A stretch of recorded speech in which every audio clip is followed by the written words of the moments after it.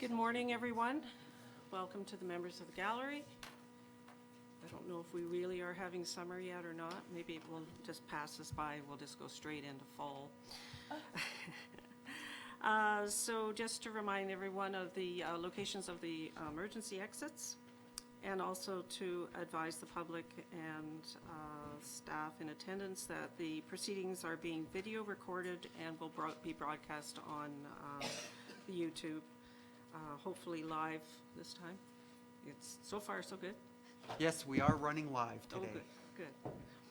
And to remind members of council that the disclosure of pecuniary interest can be made now or at any time throughout the meeting, and it has to be done in writing and provided to the clerk. If required, we will take a break at 10:30, and due to the length of items on the agenda, we have brought in a light lunch so that we can continue to go through all of the items and not be holding things over. So at this time, I'd like to ask council that we approve the agenda of session 12-2019 as amended, as we've had a request for the item under new business Heritage Advisory Committee regarding the Globe Restaurant Heritage designation to be deferred. Probably will come back in the August meeting. Is there any other modifications or additions to the agenda? Seeing none, could ask for a mover. Moved by Martin and seconded by Manctalo. All in favor? Carries. And that approval of the previous minutes, the council approves the minutes of session 11-2019 as circulated. Could I have a mover? Moved by Nix and seconded by Manctalo. Any discussion? All in favor? That carries. And now we're on to public question period. Is there any questions of the public in the gallery?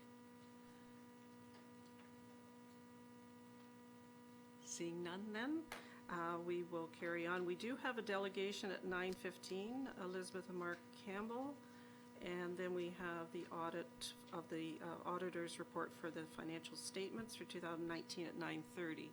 What is the wish of council if the delegation is here? Would you like to continue with the delegation at this time? Mr. and Mrs. Campbell, are you in attendance? No. If you'd like to come forward and use the mic in the front table. Sure. Yeah. Yes, that's for you. And then you just push the button to allow the light to come on. There. Perfect. Welcome. Thank you for your time, ladies and gentlemen. Just to give you a little bit of background, so recently we moved to Mono, and we love the township. We moved from Simcoe County, a little village called Utopia, and we lived on a really busy county road there. And our wish was to get off a busy road, and so we found this property on the 7th of Mono, and the first thing that attracted us was this quiet, quaint little dirt road with lots of hills, and we thought, perfect, there'll be no traffic, and what traffic will be, it'll be very quiet and you know, not 100 miles an hour like it was on our county road. So that being said, it didn't take long for us living there that we noticed, you know, I wouldn't say, you know, a huge rate of traffic, but surprising amount of traffic for a small little road. But more than anything, we couldn't get over the speed of stuff. So as we met our neighbors, we started asking the neighbors, and we're amazed that it wasn't just me, that everybody was up in arms about the speed on this road, that people travel on this road. This road gets a lot of use, and I'm not going to insult your intelligence. A lot of you people have lived here a heck of a lot longer than me, but it gets a lot of use with walkers, joggers, cyclists, and people, you know, just wanting to enjoy that road. There's a lot of blind spots. Unfortunately, I'm having computer troubles today, so I didn't put a PowerPoint I did have a PowerPoint presentation, but I did send it in to the gentleman with some pictures. Like a lot of the dirt roads in Mono, there's a lot of blind spots, and there's been several occasions where I'm driving out of my laneway and a car comes, you know, kind of hell-bent for election up the road, And, you know, I wouldn't say I've had harrowing experiences, but a couple of close calls. And again, in talking with the other residents on the road and property owners, everybody's, you know, feels the same and very strongly. I'm told that by neighbors on the corner that they've made numerous phone calls to either township and or police complaining about it over the years. I do have, I did go around and talk to the property owners, and I do have a petition signed by almost every property owner. There's one property owner that doesn't have a dwelling. He just has cattle on the farm. I haven't been able to find him. I saw him every day when I first moved in, but now that I need him to sign something, I keep missing him. I haven't seen him in a while. And one other person that's a seasonal resident, and again, I haven't been able to connect with him. But everybody else, the Heintzmans, for instance, who are longtime residents, feel very strongly about it. Matter of fact, I talked to Tom Heintzman the other day, and he said that some motorcyclists went up there the other day, and you know, he said if I was walking out on the road, I swear I would have been run over by these guys. They were going so fast. So I was left with the thought that, okay, what is the speed limit? There's nothing posted, and I'm told that the township policy or bylaw is that if there is no speed posted, it's assumed to be 80 kilometers an hour. And so now that I'm in the throes of this, I've been really paying attention to signs. And one of the things I'm amazed by is that the Hockley Road, granted is a county road and I understand doesn't fall under your jurisdiction, but it's a paved road with good sight lines, and it's 70 almost all the way across through Mono. And then ours would be 80, and we have very bad sight lines and a lot of blind hills. And I did take some pictures, but again, I don't want to insult your intelligence. There's a lot of quaint little dirt roads in Mono, and frankly, I'm amazed that the speed limit posted aren't 50 or 60 on all these roads. But when I drive around in the last few weeks, I noticed there's really no signs posted anywhere, so then I assume that they're all assumed to be 80 kilometers an hour. I can't imagine I'm the first person that would have thought that, or I don't want to say complain, because that's not what I'm here to do today, it's not my style, but has voiced a concern to say, hey, shouldn't these roads be 60? And I get that that's not going to, you know, it's not going to be a magic wand and immediately people are going to slow down. You know, the old adage that a lock only keeps your friends out, so to speak. I get it. A posted sign is not going to, but if nothing else, it can be a deterrent to slow people down. So I'm certainly open to any questions that any of you may have. Yep. Okay, Councillor Hicks. Whereabouts on the 7th line? Probably should know that. North of the So 20th. north of the 20th, North of the 20th. and I'm almost at the bottom of the, just at the, Sorry. My instinct is to say I'm not in favor of your petition, which sounds kind of harsh. that's fine. But let me give you some background, because we went through this once before with another resident, and it was for fifth line, going north from 5 Side Road. Our difficulty is it's not an assumption that the speed limit is 80 kilometers an hour if we don't post it. That's, I stand to be corrected, that's provincial law, that if we don't post it, it's 80. So we can sit back and say, okay, that's provincial standards. Of course you can't drive 80 on a lot of those roads, and we would hope most people use common sense. But for us to post a different speed limit, we have to hire traffic engineers. And I'm going on memory, and my memory's not great. On that 5th line, I think for a tiny stretch, it was but when we did it some years ago, before your time, Ralph, it was going to be $3,000 or $5,000 just for a short section of road, and then we have to, under the appropriate law for the police to enforce it, put up signs. I forget how many signs there was going to be. It was going to be quite a chore just to do it. So our determination at that time was, let common sense prevail. You can't drive on that section of the 5th line at 80 kilometers an hour. So you shouldn't, and if you do, well, fine. But the other point I'd like to make is this. I live on Hockley Road, and you're right, it is signed 70 for the whole Hockley Road, except for in front of the school. Posting it at 70 has minimal impact on the speed that drivers drive on the Hockley Road. I guarantee you that. And I sit with John on a community safety task force with the OPP, and we know we've got a problem. So my only point there is that don't make the assumption, if we spent the money on a traffic engineer and posted all the signs you'd like to see on that road, that it would have a significant impact on driver speed. It doesn't, unfortunately. And the last point I'll make, Your Worship, is that suppose we went ahead and did it, so now it's 50 or whatever it is the traffic engineer says it should be. A, I'm saying just posting the sign isn't going to have much impact, but B, we don't really have the policing resources that, I mean, I don't know, John would probably have a better idea than I would, but you might be lucky to see an OPP car once a year on the 7th line. I'm probably exaggerating a bit. We just don't have the resources to have the police on, particularly our minor municipal roads. They just don't have the time to patrol them. Now, those are just comments, and I'm saying they tend to put me on the side of not agreeing with your petition, although I sympathize with your problem.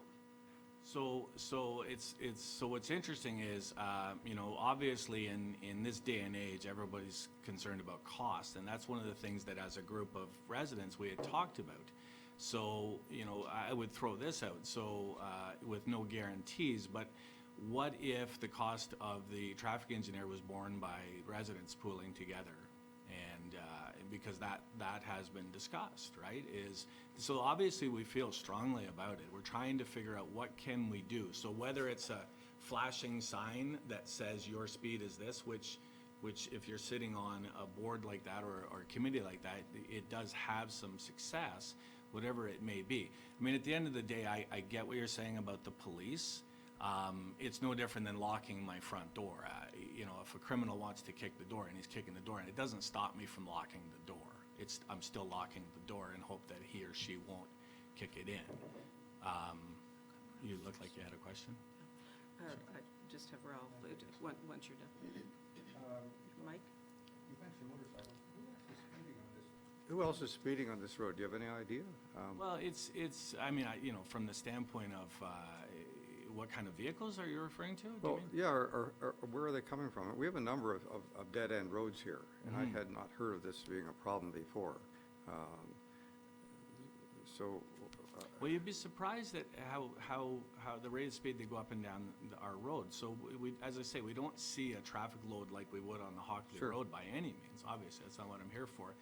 But there's, whether it be a motorcyclist, whether it be a delivery truck, whatever the case may be, you'd be very surprised at the rate of speed that they go up and down that road. And there is no margin for error, to be clear. So if you're heading up, so there's some pictures that I had sent in where there's roads like this, and again, there's lots of these roads around this beautiful township.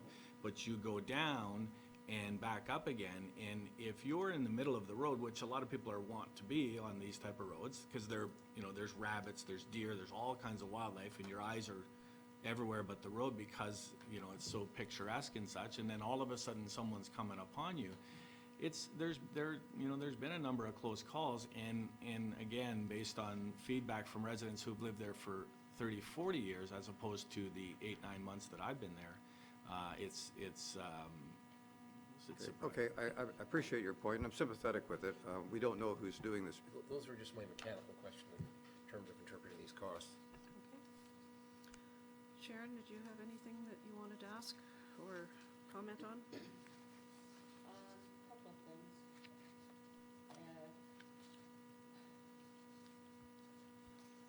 When we considered, you've certainly done a great deal of work on this, and I appreciate that. This has been going on for a while as well.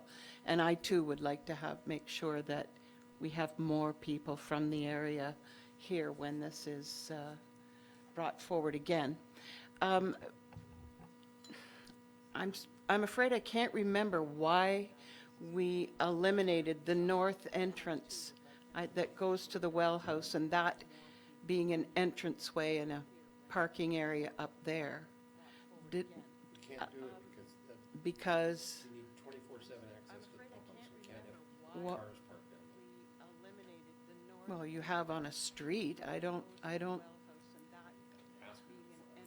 That's what I don't want to argue. I just want to find out why we eliminated that entrance. And so that would mean that things could be rearranged.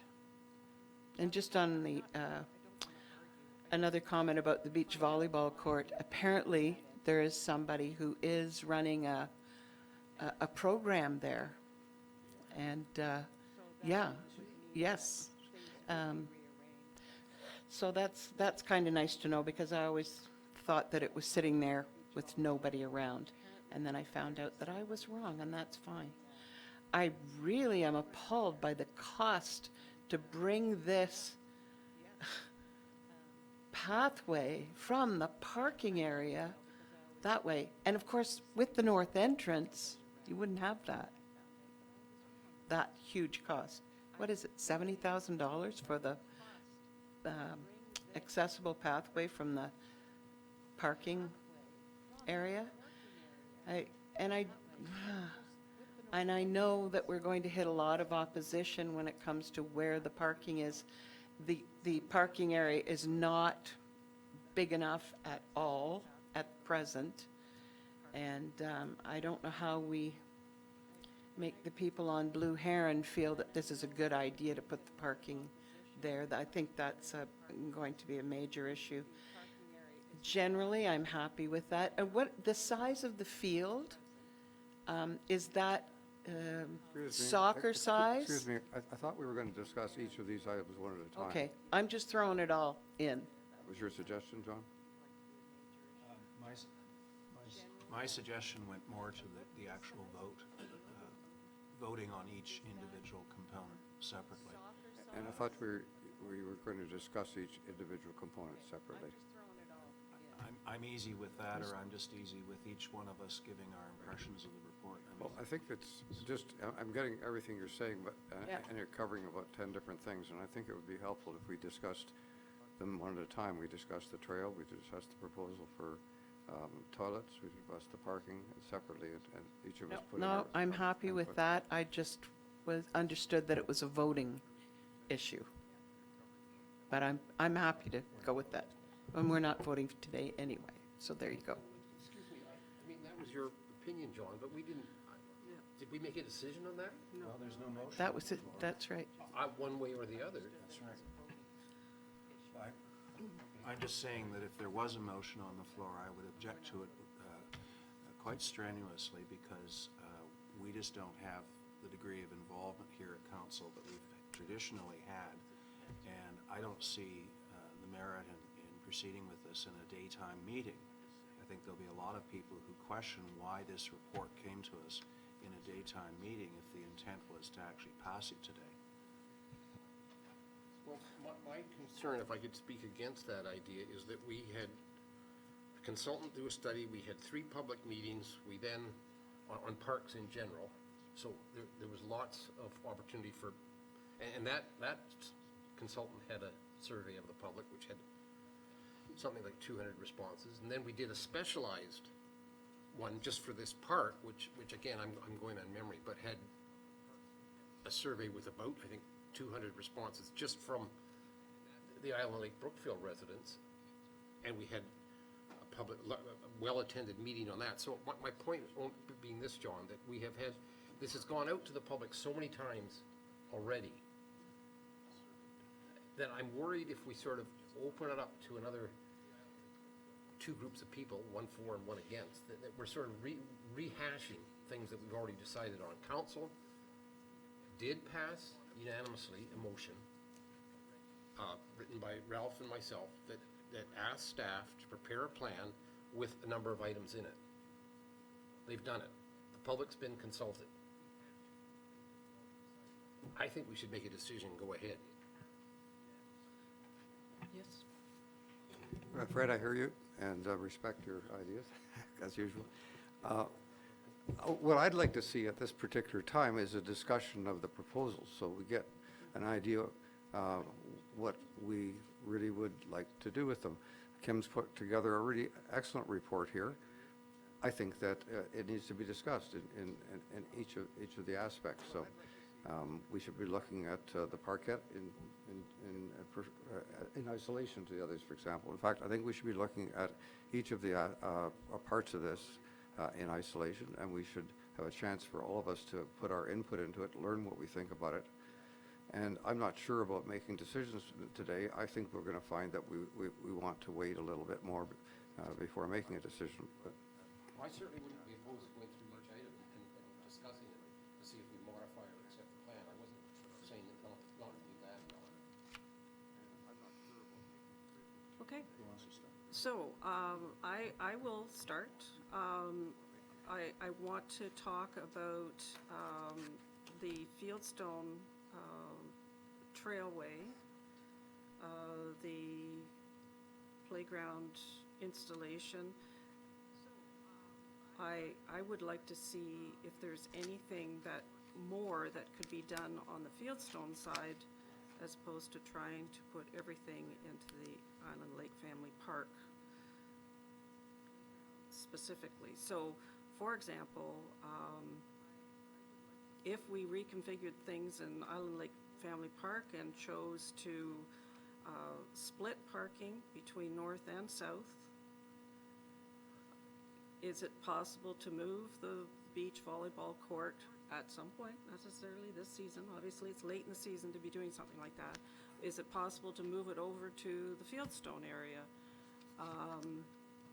Is it possible to look at the tennis courts and moving them up beside the washrooms well house? Because my concern is that in future, when built, the lighting is going to affect a number of residents along that area. So that's the kinds of thinking I'm doing, whether or not these amenities are staying or going or whatever, but is there opportunities that we can, for example, address the parking issue? So it's not one large parking area, it's split into two, because in my way of thinking, I think if you've got a picnic shelter and the playground structure, et cetera, that's more than likely where the younger families will go. And then if you have people that are wanting to do tennis and the open space field, they could be using the north side. So let's discuss that idea. Well, I'm in favor of exploring the possibility of moving as much as we can over to the Fieldstone area, for the very simple reason that right now they have almost nothing. And at least there is a family park on the east side of the first line. So I would include in that, why not build tennis courts on the other side of the first line? I have great difficulty with expanding parking, for the very simple reason was that the results of the survey, the results of the input from the public, was that the residents did not want this to become a destination park. They wanted it to be a neighborhood park. A lot of people indicated that they were prepared to walk to it, not necessarily drive to it. And I think that to expand the parking in advance of finding out how popular some of these things would be, we can always expand parking at a later date. I mean, I don't think that's a big issue. But until we find out that we have inadequate parking, given what we put in here, I have no difficulty with the field. I have no difficulty with a direct connection to the Vicky Barron Trail. I have extreme difficulty with a loop that takes a trail behind people's homes, and I have difficulty with the parkour concept. But as I say, I think that we should be wondering why we cannot put more on the Fieldstone side. And finally, I just asked this question rhetorically: how did we determine these costs? Because at one point we were going to ask Burnside for some information, not necessarily a site plan per se or detailed drawings, but we were certainly going to get cost estimates from somewhere.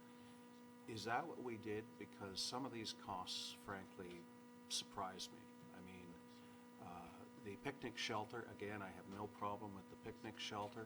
I have a problem with the cost of the picnic shelter. It strikes me as being very, very high.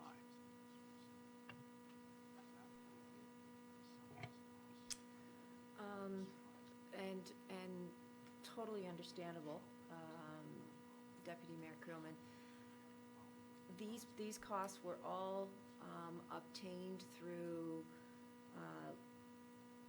professionals in their field, such as the landscaping went directly to a landscaping provider that we work with quite closely, and asked that company to provide us with costing if we were to landscape the park. The tennis courts, costing was provided by the contractor who put the tennis courts in both at Mono Center and Mono College in the past. The costing for, I'm sorry, you said something else there. The picnic shelter, that was obtained through the costing that it cost us back to put up the Lloyd Armstrong picnic shelter, along with other costing verified through suppliers of picnic shelters. So they were all taken from historical prices, as well as from professionals in the field. So they weren't, none of them were guesses. Again, I will though say, because this is not a tender document, these are as best as we could possibly give you with the information we were allowed to proceed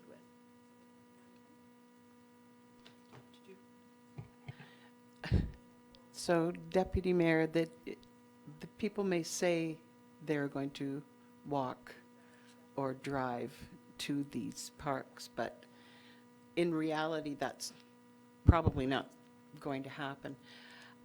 The other thing is, on our east side of Fieldstone, is there an issue with the land there? Is it, why aren't we putting something there? There must be a, something else there. There must be a reason. Certainly the pathway there is great. It's really lovely. And there again, there is no place to park. And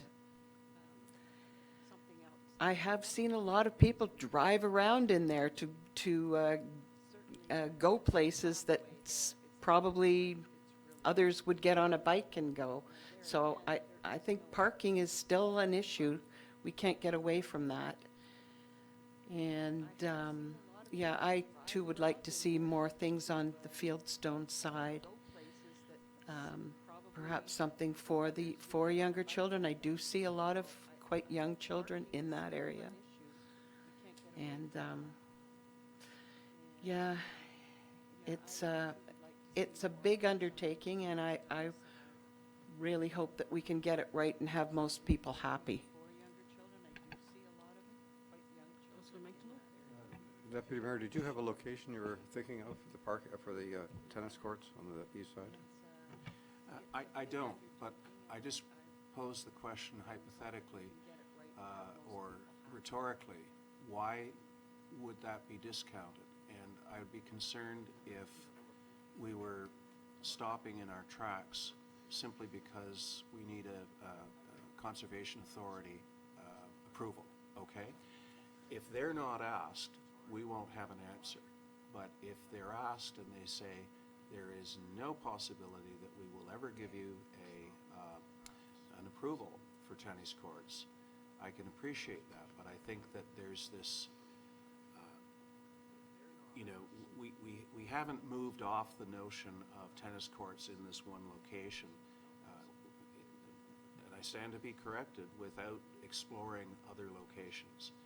And again, I get back to my point, the Fieldstone people have absolutely nothing, and I think the amenity of a tennis court on that side might be of interest.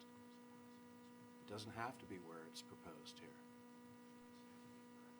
And I don't think we should be discouraged by the Conservation Authority permit process, because until we apply, or until we approach, we'll never know.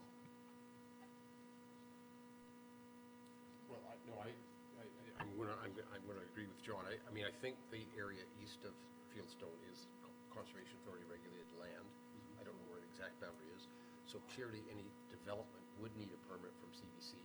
I'm ignorant as to whether, I mean, they certainly wouldn't allow you to build a structure down there. Yes. Whether they'd allow a tennis court, I don't know. You're probably right. It wouldn't hurt probably to, oh, Mike maybe knows, I was gonna say, it wouldn't hurt to phone them and ask them, is this within the realm of possibilities? So if council hasn't at this time walked that trail, there's a significant elevation change from the top to the bottom. The bottom being what I would believe to be PSW, right?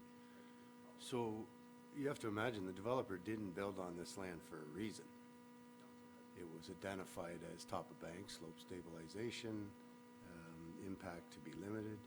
The farmable portion of that land is in the northeast quadrant, right under option A. You can see the mowed area where they took the crops, the adjoining landowner took the crops off last year. That's well up and above the PSW at this present time, so hence the boardwalk. The peanut-shaped item under option B is the mass overflow and the high water event of that our stormwater pond, and it's an extra capacity. The option B, where you head to the north, is actually our sewage reserve bed area should 20, 30 years from now the existing 7-acre sewage bed fail. So it's a reserve location. Your entry points start to really bury a facility back into,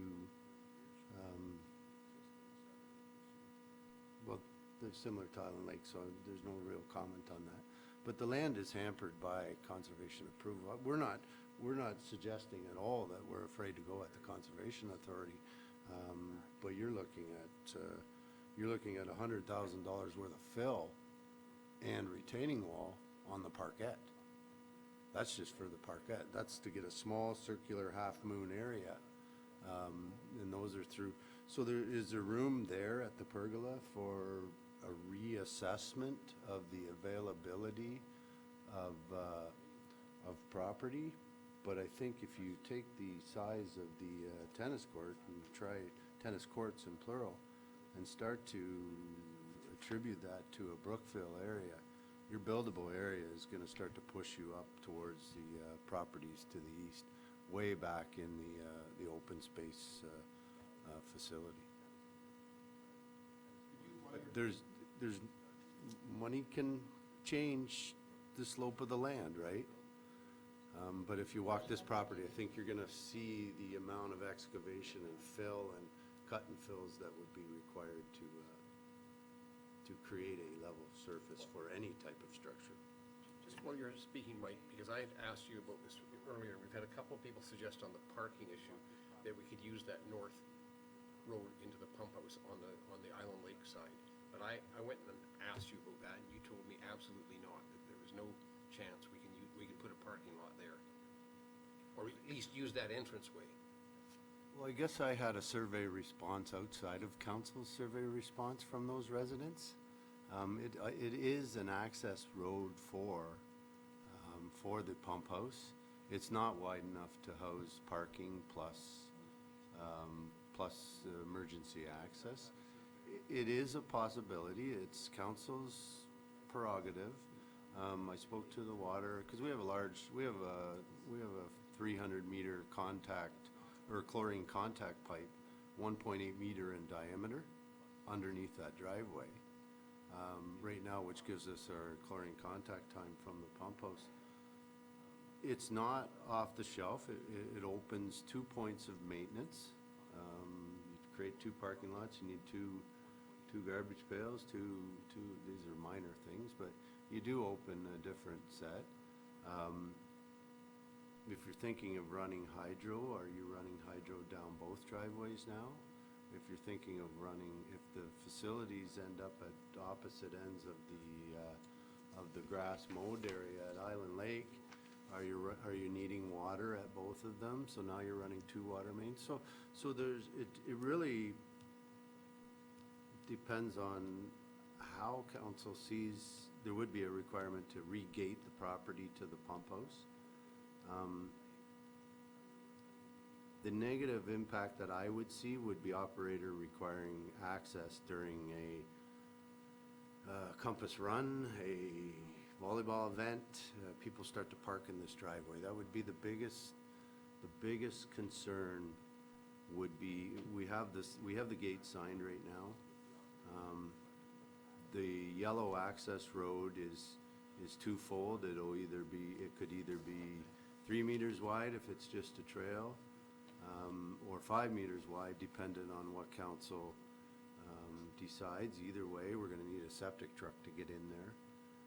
The location of the washrooms will have to be appropriate to the wellhead protection area, so they may move. We have three of our main production wells are at the well house there. So they're yes, off the hop, I was definitely very opposed to it because these are our drinking water sources for the entire Brookfield/Island Lake area, which is and the Coles wells as well satisfy that. But back to what I just said about Brookfield, properly built and with protection processes, it can be done. It does have some serious access concerns though. There even be an issue of putting a parking lot in a walk-up A. I mean, I'm not sure that's allowed or not. Well, we think about the septics on the last 2 houses that are there, right? There's 2 septics on those 2 houses on the end of the sketch. So there's our setback issues, and mind you, our washrooms would probably have a built washroom would have a smaller septic imprint. But those blue dots on the sketch right now may have to move according to comments from Ryan Post, right? And engineers as well. For argument's sake, if the beach volleyball was moved over to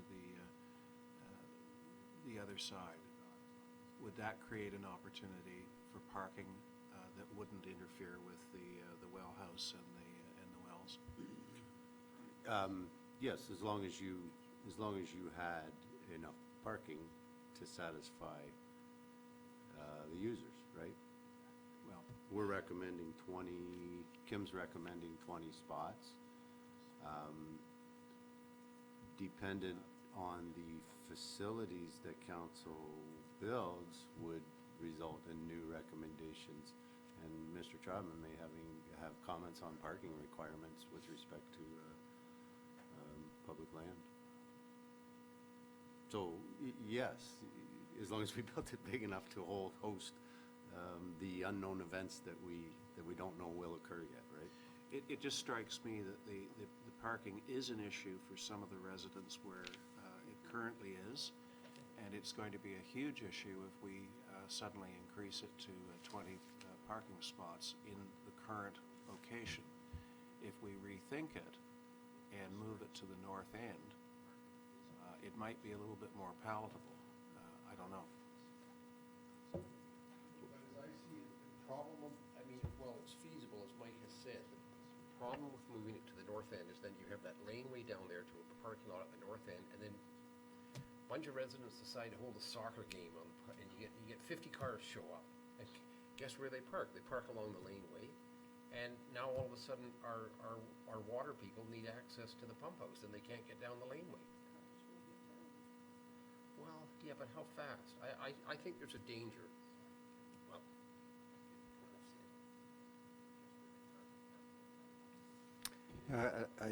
I'd like to revisit where we're putting things. I think it's laudable to support the residents on the east side. I think that really applies to the Parkette. Little kids are not going to walk over from Benson to the Island Lake. So I think it's worth having a Parkette there. But I don't see it as being a problem, John, for the recreational things like the tennis courts, people are going to drive or walk or bike, and they're not going to complain to have to go another 5 minutes. It's not very far from Fieldstone, so I don't see a compelling reasons for not putting the tennis courts where they're presently proposed. We would have to, without getting permits and all that, we would have a huge fill, which would have to be done to create a place for tennis courts on the east side, and that's a huge cost. So I'd be in favor of leaving the tennis courts there. I'd like to discuss the trail, to be sure, Kim, that I have an understanding. We asked for a trail to connect from where the present parking is up to the Vicky Barron Trail. And it looks to me from the diagram that like we have two, one on each side of the playing field. Is that correct?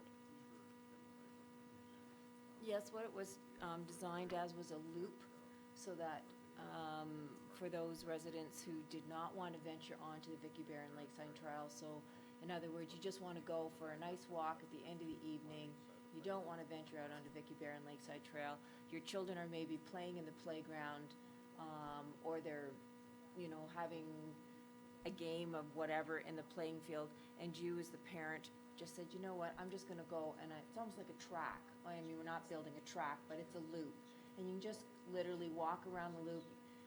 We may have signs saying, if you go around this loop 4 times, you've done a kilometer, or whatever. Like, people like to know how far they've walked. So they might say, you know what, I'm going to go walk a half a kilometer tonight, or I'm going to go walk a kilometer. It was that type of mentality which put the loop idea on this piece of paper. Got it, thank you. I tend to think that we shouldn't be putting a trail along near the back of the houses on First Line, because that just increases the traffic of people walking up and down there, and we should keep it just to a single trail rather than a loop. I'd also like to discuss the washroom. Washroom, I think the proposal is for $75,000 for washroom and storage. There have been significant problems with washrooms in areas such as this being used for non-washroom purposes, Orangeville and other places. And I'm reluctant to go for a washroom here. I think that we could do very well with a porta potty.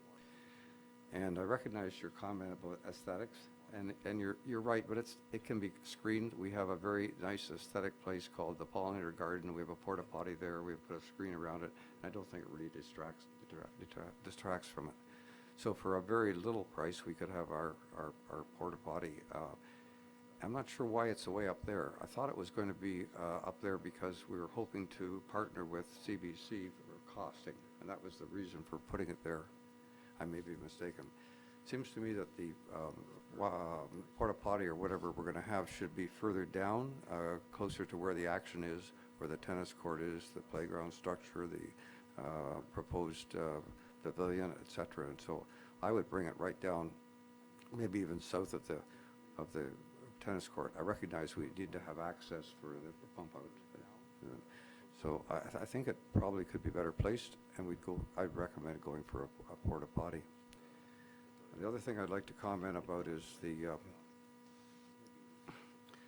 the landscaping. There are cheaper alternatives than landscaping with this size of trees, and I think we should be going with something more reasonable. $1,500, I think, or $1,800 per tree. We should be able to do very well for much less than that. I do a fair bit of tree planting around my place, and I'm aware of what it costs to have a tree which is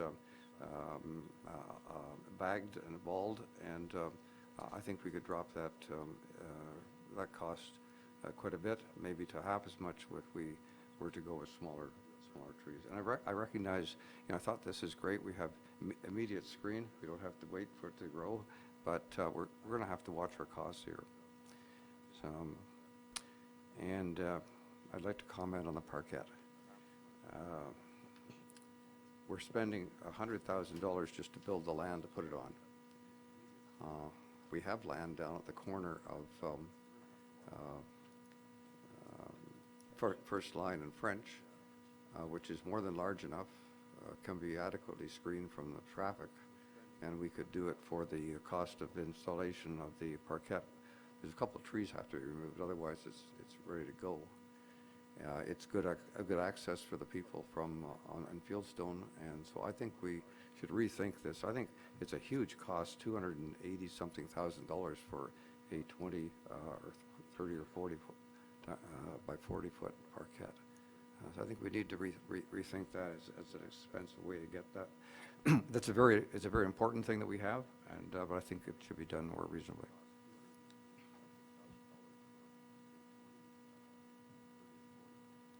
Okay. I know the problem with the location of French Drive and First Line is the volume of traffic. And also it's where the school buses pick up and drop off, and that's been a bone of contention. We're still trying to prevent the large tractor trailers from using the road, and so it may not be ideal for small people to be accessing the park. They'd have to have adult supervision.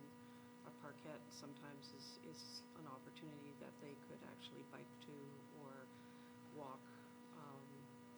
So that would be my own comment about that location, and that's why we sort of have been unclear as to what we can do unless the bus stops are moved and we get the issue resolved with our transports. You know, maybe in the future something could be put in there. I hear you on that. I've gone to that area and looked around at it a bit. It's an ideal area, an ideal location. Traffic on the first line can be, the parkette can be screened by appropriate fencing. I think we need to rethink that location.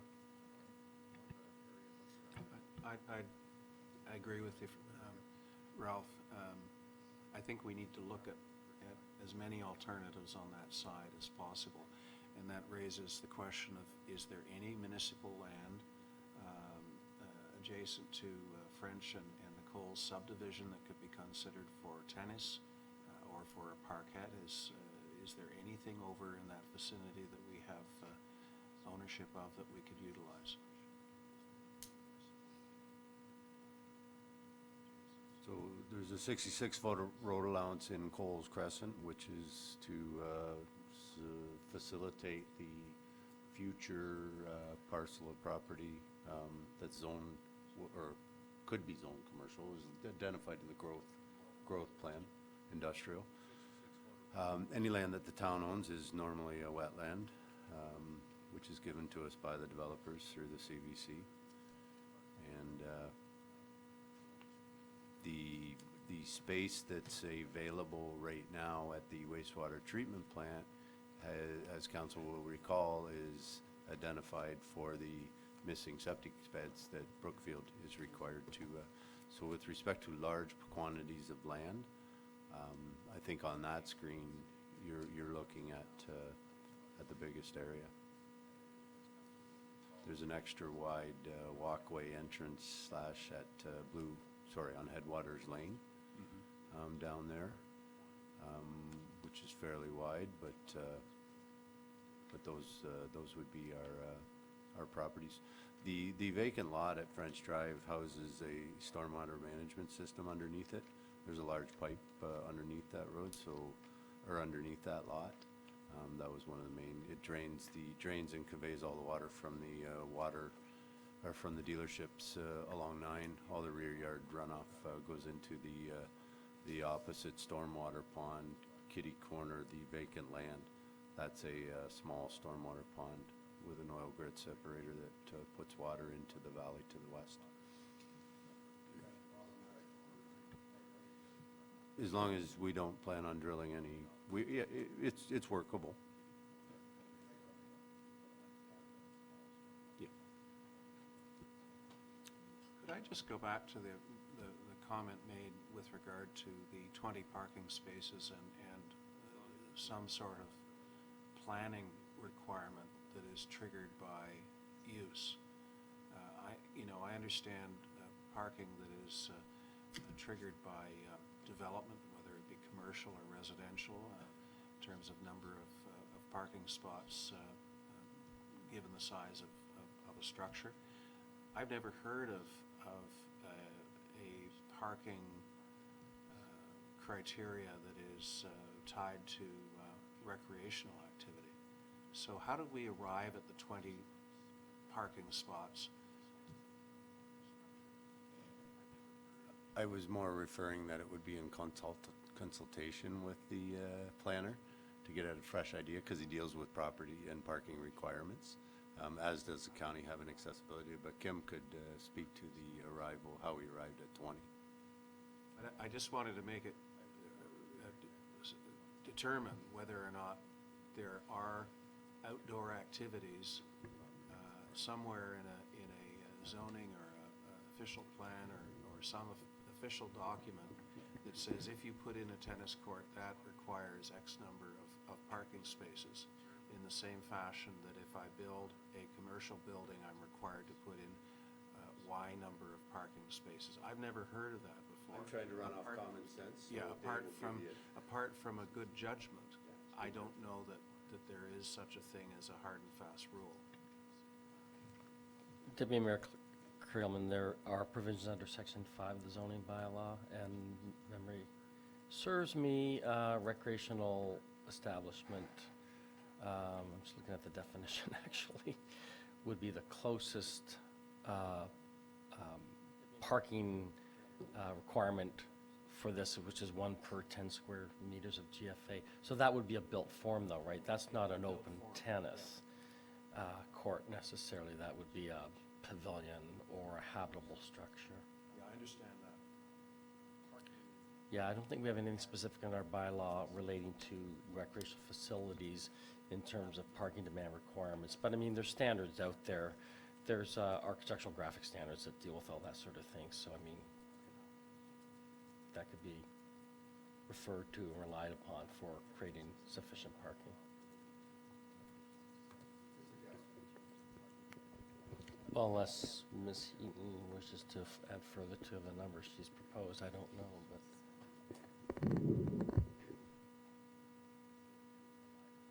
I have actually a couple of comments in this regard.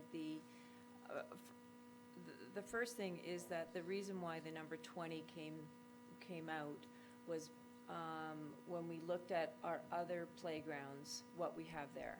So Cardinal Woods, where we do have tennis courts, we have parking for approximately 30 vehicles in that parking lot. The Mono Community Center, obviously, that goes without saying how much parking we have out there. So those are our 2 locales with tennis courts. The Medill parking lot, where we don't have tennis courts, but we do have a multi-purpose pad, we're looking at parking for approximately 16 vehicles in that locale. About the only parking lot or the only park where we do not have a parking lot is Purple Hill.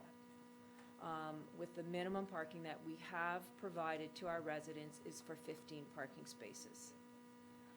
So based on that criteria, that's where the number of 20 came up from. Per Deputy Mayor Creelman, your comment regarding is there a hard and fast rule?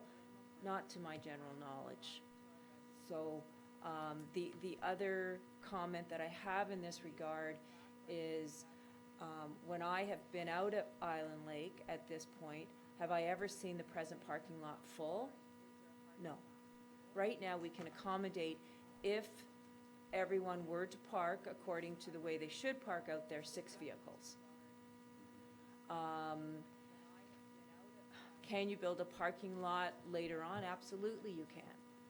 Will we be encouraging active transportation to get to this park? Absolutely we will be, and I believe that with our active transportation task force, there are even options that will be coming forward to council in that regard, is ways to encourage active transportation to our parks. So if council were looking at right now the possibility of holding back on building the parking lot just to see what's going to happen, that's certainly welcome. But according to the resolutions we were given, we followed what council wanted from us at this point. But to go back to my very first question, though, we want to put this out as a plan and get a tender on the whole thing. But to John's point, it wouldn't destroy things to build some of these features and leave the issue of the parking lot out for now until we see whether there's a demand for it. If we go a couple of years down the road and we never see more than 6 cars in the existing parking lot, why build another parking lot? You know, I mean, it's hard to know the future. My point is, though, it wouldn't affect putting this out for tender and then having big heavy machinery go in there and wreck something that we've already built, because that parking lot you proposed, B, is sort of outside, it's on the edge of the other developments. Correct. If we leave the parking lots, or the two if we leave parking lots where we have proposed them for right now, or for that matter, even if council does decide to put a parking lot down by the pump house, I don't see how, the amount of damage that could be done. I believe you could build them at a later date, once you know what the needs are truly going to be. Just based on the amount of parking that we get from beach volleyball in the past, I know we have had concerns from residents when people have parked on the roadway to use the beach volleyball court.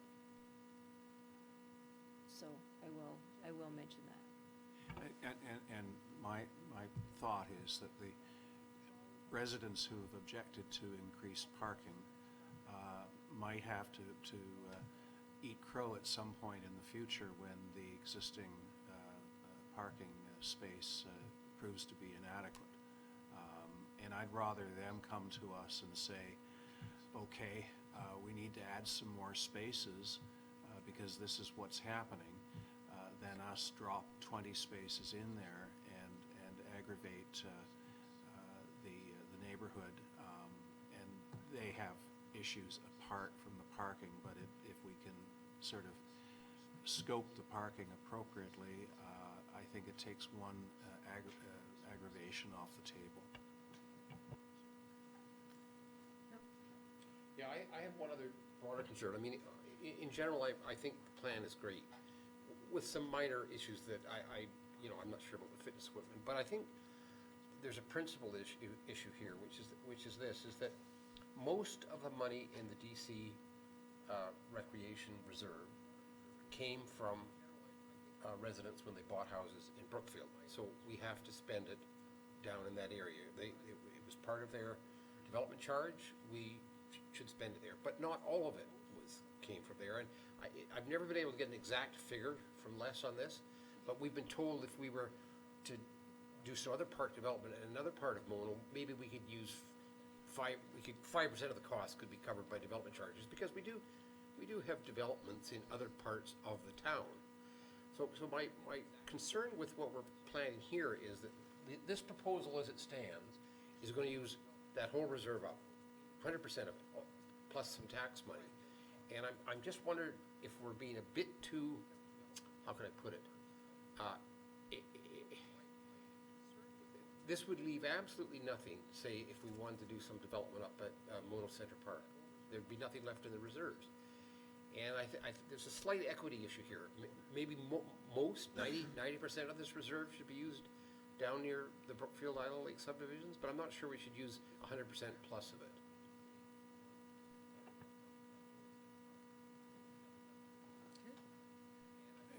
And I agree with Fred on that. The issue of the tennis courts intrigues me because I don't recall the consultant being very enthusiastic about adding tennis courts, and indeed suggesting that we were well served with the 2 existing tennis courts at Mono Center. By the same token, the Mono Tennis Club came and made a presentation to fundraise and potentially add a court or 2 at Mono Center. Now that would have some impact on the parking, but I think it's certainly there is the space to do it. There is the possibility of doing it with a organized, well-established club that has raised money in the past and has undertaken projects. I think we have to make the decision with regard to tennis in the South End in the context of what I believe is a viable proposal for Mono Center. Having said that, I want to say something for the record with regard to my personal position. I did make a declaration of interest when it came to a proposal coming from the rec committee on a dirt bike track in Mono Center. I think it was referred to in the minutes, and I decided in an abundance of caution to indicate that my property partially abuts town property, and were that proposal to go ahead, it would be in very close proximity to my property line. However, anything that goes on in the vicinity of the community center itself and tennis courts, I believe is sufficiently far away, and it certainly does not impact me personally from the standpoint of noise. I can't see it, my tenant cannot hear it, cannot see it, and I've written to the Integrity Commissioner to confirm that I'm not in a vulnerable position vis-a-vis any undertaking that takes place off Mono Center Road, as distinct from something that is literally right next door. So I just want to clarify that for the record in the event the issue arises in the future. John is right. The consultant actually recommended that we make Mono Center the what do you call it, the Tennis capital of Mono. well, yeah, that wasn't the word he used, but that's what he said. But we should point out, John, that the consultant was never given the information about the restrictions on where we can spend our DC money. He did not know that $679,000, that the vast majority of that had to be spent in the south end. He was never given that information.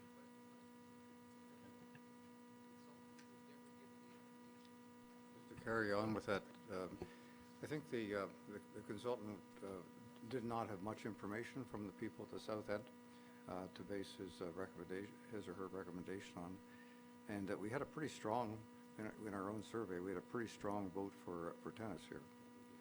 And so I was impressed by it. I was questioning it personally. I'm not a tennis player, so I don't have any biases, but I was questioning whether this was going to be was important here, and I think it is. I think it's the right thing to have for this subdivision. I think we should decide. The issue was brought up of moving it around, but we haven't really got a place to move it to yet. Mr. Dunsmore has suggested that the only areas we could consider it would be, if allowed by CBC, would be wetlands, which we'd have to do a fairly, I don't think he used the term massive, but I think a massive fill project to create it. Right here, we have a tennis location which is virtually flat. There's not a lot of preparation that needs to be done for it. And it's not that far away from either side of the first line. In fact, the first line is right there. So I think it's quite accessible enough for the, people from Fieldstone.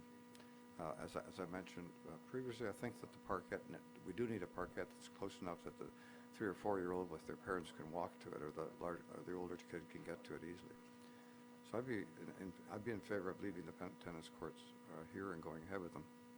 I'd like to also make another comment about the tennis courts, and this has been made by some of the people from, particularly Mike Soden in Island Lake, and also I've just forgotten his name for a minute, but the president of the tennis club at Peter Gibson, that the reason why the tennis courts work particularly well is because there's some type of an organization that's set up to manage them, and that's why the one at Mono Center works very well. They have a club there. There's a very small fee that they pay.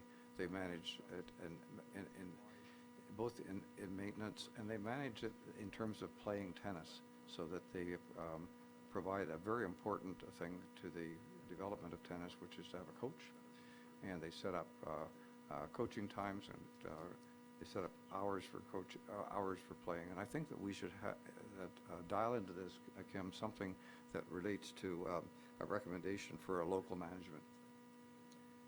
I'm trying to work on how you define this and what it should be, but it would be local citizen volunteers, and it could involve a small club fee.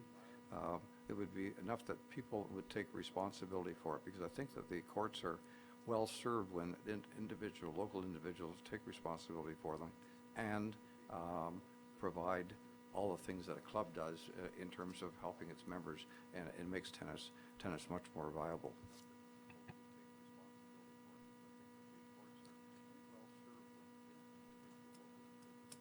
Well, we're no farther ahead.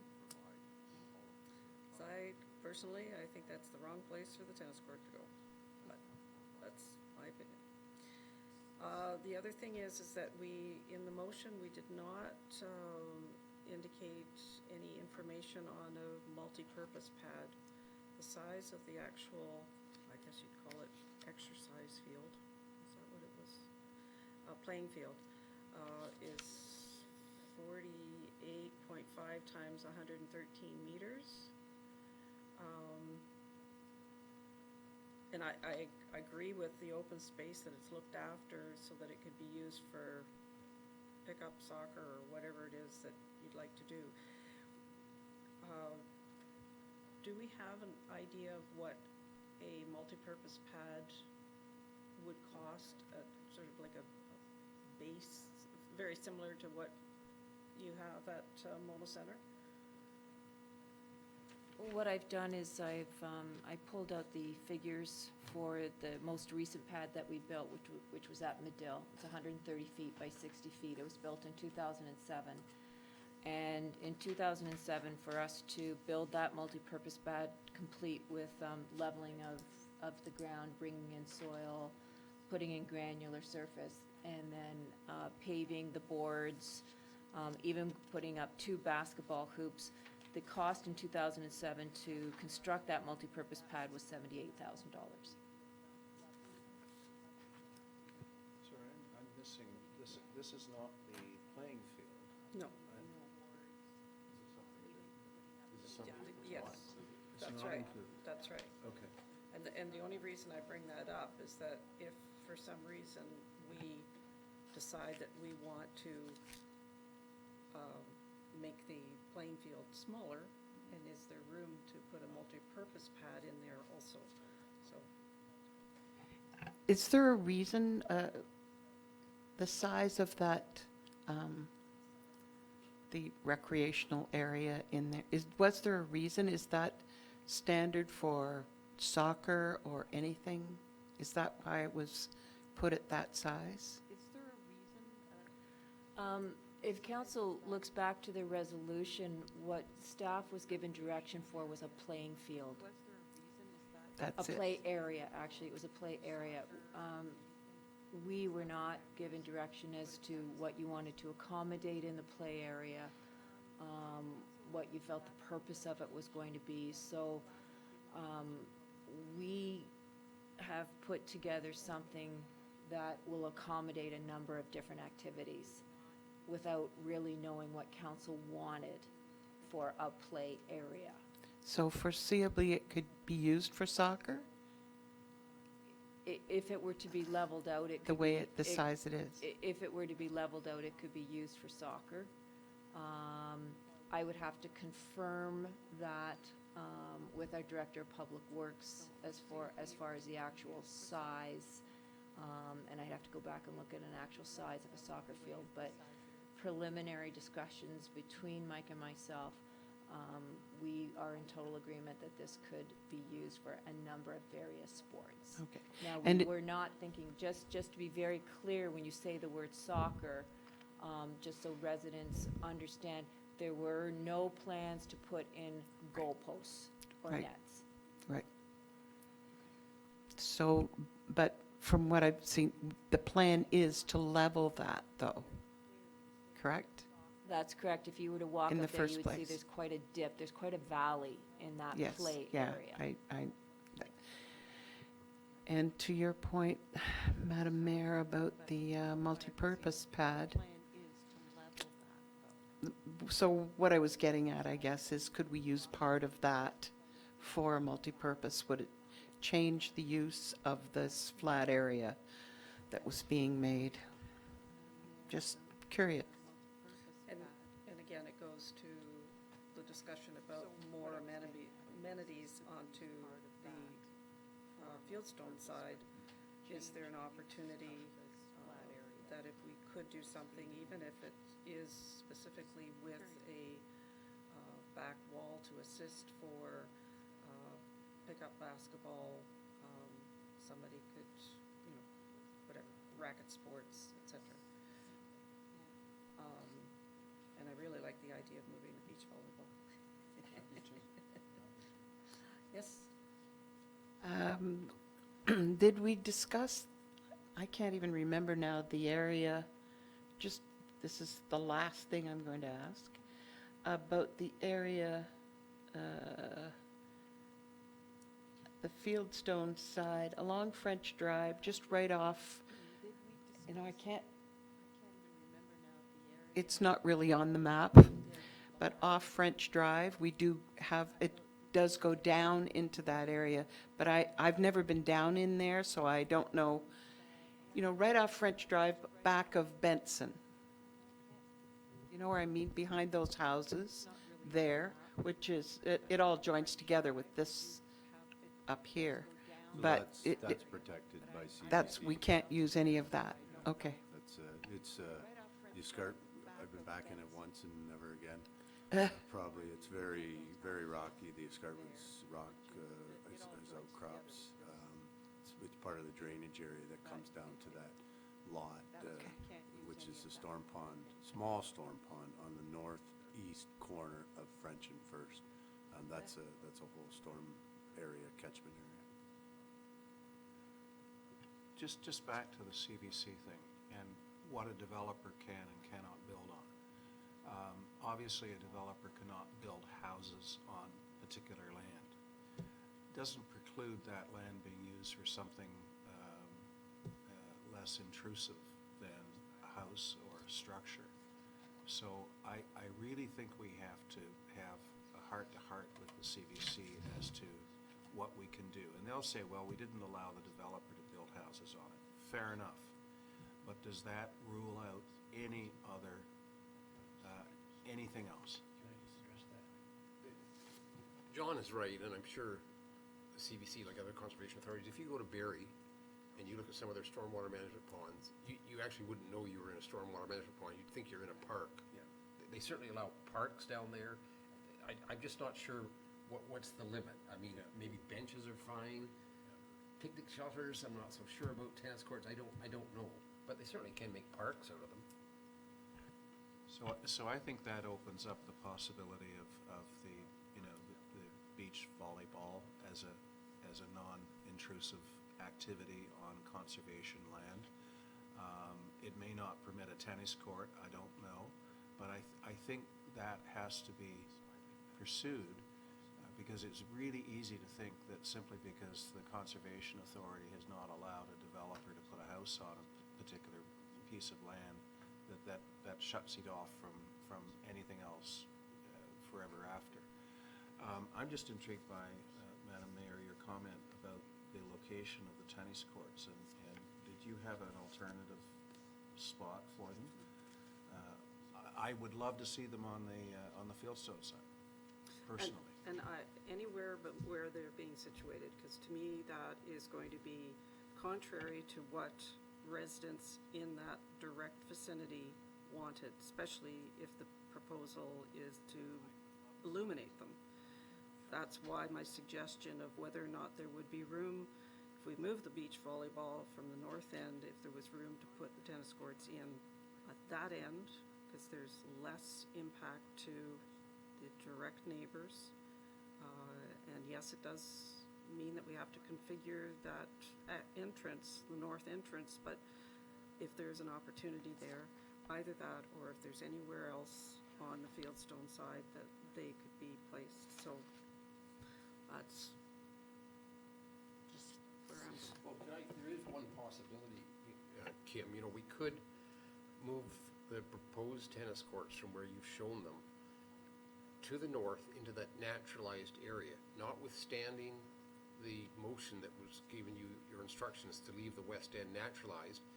If we move them to the northwest, then we could make some of the currently mowed area, we'll call it naturalized area, so there'd be no net loss in naturalized area. In other words, so for the people along Blue Heron, nearer to their houses, or for that matter along First Line, we could designate some of that land as naturalized area and move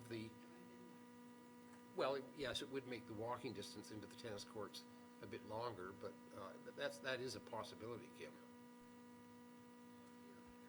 Just to expand on that notion, the location that you have the washroom, I'm thinking that maybe that's a potential location for tennis courts, and we could eke out some additional parking in there at the same time, so that we have the existing parking maintained at the south end, and at the north end, we've got some additional parking, and a tennis court that is not going to affect as many people as it would in the south end. And I personally am in favor of non-illumination to start with, to see whether or not that is acceptable. And I know that we've come a long way in terms of the technology of illumination. I would love to see better new technology at Mono Center and elsewhere. But start out with non-illumination. It's always something you can add at a later date. I'm sorry, if I can just jump in here about the non-illumination. You're absolutely right. They've gone leaps and bounds from the lights that are presently at our courts, at our two sets of courts. They have gone leaps and bounds. Lights don't have to be as high as they once were. They're LEDs. And we do put all of our lights on timers, like push-button timers. So if no one goes out to play tennis at all, the lights don't even go on. And then we can set at what time per the timer, which is what we do at both sets of our courts, as to what time, no matter what, they will turn off, and they will not be able to be turned back on again. So we flex that time based on how many daylight hours we have. So as far as lights ever being on at 2 a.m. in the morning, that would never happen. Lights right now are based on a timer, and they're either set to go off at 10, 10:30, 11, based on the amount of usage that is happening. The other thing I'd caution is if council decides to wait till a later date to put in the lights, is based on the incredible delicate surface of a tennis court, and how much money it costs just to put that surface in.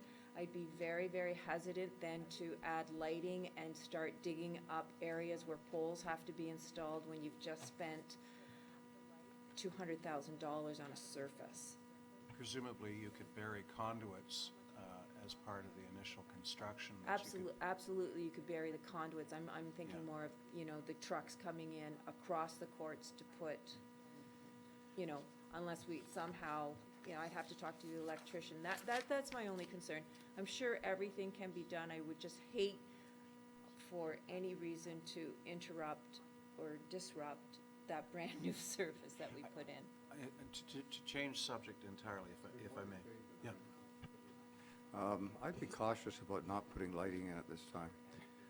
And the reason is I brought this up with Peter, and I said, he said, you're going to decrease the usefulness of the courts dramatically, particularly on the tail end of the season, but even throughout the season, because we like to play when it gets too dark to see the ball. And that affects a lot of people who can't play in the daytime.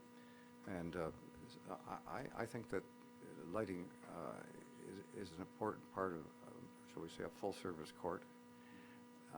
And the downward beaming of the light fixtures now is very, very impressive. I like the idea, John, of moving it up to where the bathroom facility that I didn't want is located. And maybe that's a good consideration. If I could change gears slightly, the last sentence in your recommendation speaks to the Island Lake and Fieldstone parks being built in 2020 and 21 respectively. Was there a reason why we wouldn't proceed earlier with Fieldstone, only to the extent that right now they've got nothing? To me, the emphasis is reversed to what it ought to be.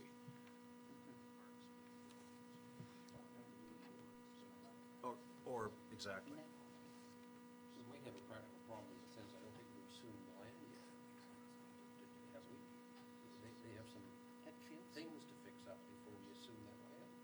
Is the land assumed, Mr. Dunmore, in the Fieldstone area? Oh, boy, we own it. It's not assumed. It's just, Don't have a comment on that. Yeah, I don't, I'd have to, that'd be a legal question. But we do own it, so we're not going to, we would, well, okay, good, here we go. So the pergola area, we would have to sign off on that. We would have to sign off on the stormwater pond and its existing condition before we did any modifications. It's very similar to a grading certificate for a resident. Brookfield signs off on the grading prior to the person putting the pool in. Now they're in, down there in, now if there's any grading issues. So the proper sign-offs for the area that we were going to occupy would definitely have to be, they'd have to be relieved of their obligations and future obligations.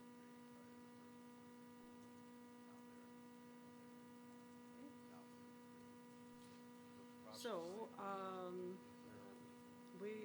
we are really in the middle of it. Yeah. Well, the other thing too is Mr. Hicks is sitting and he's waiting for an item from new business, so, I'm just wondering if we should take 5 minutes, and then before we come back to this item for more, decisions as to how we want to proceed, if when we come back from our break, if we could take, the Chrysler, dealership site plan agreement, and then we'll come back to this again. Is that acceptable? Okay. Well, unless you want to do this Chrysler first, and then Mr. Hicks can leave. Okay, so this is item number 3 on the new business. Sorry to keep you waiting.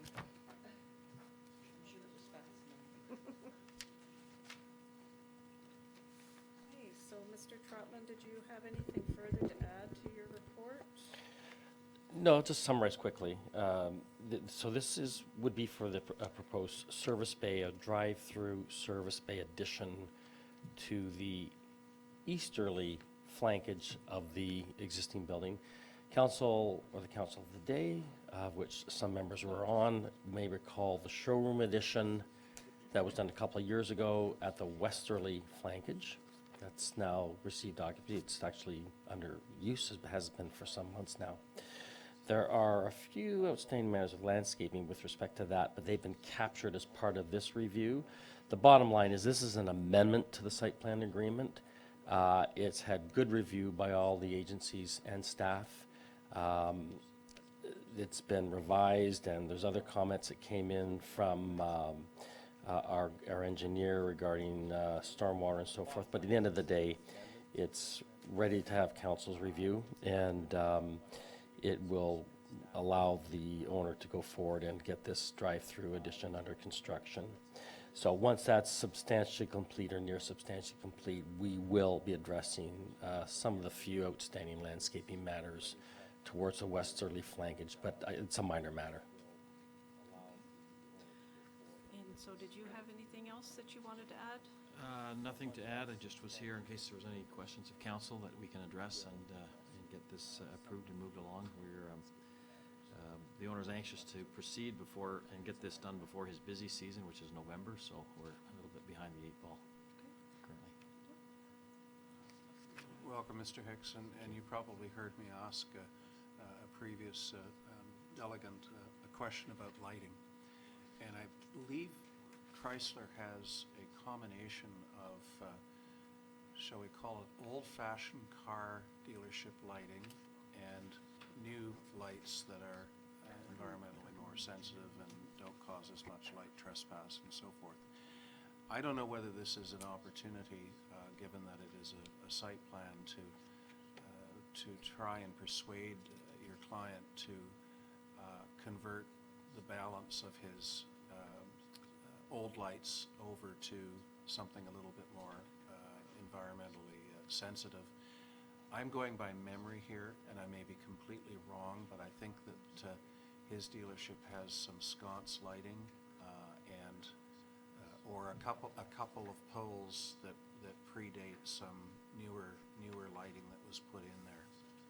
On the original application made in 2017, I believe, all of the lights were replaced and are new LED fixtures on that property, and there was a lighting plan with photometrics submitted with the previous site plan, so there's no alteration to the lights proposed under this one. They're all new and conform to the latest night side. Okay, I take back everything I've said.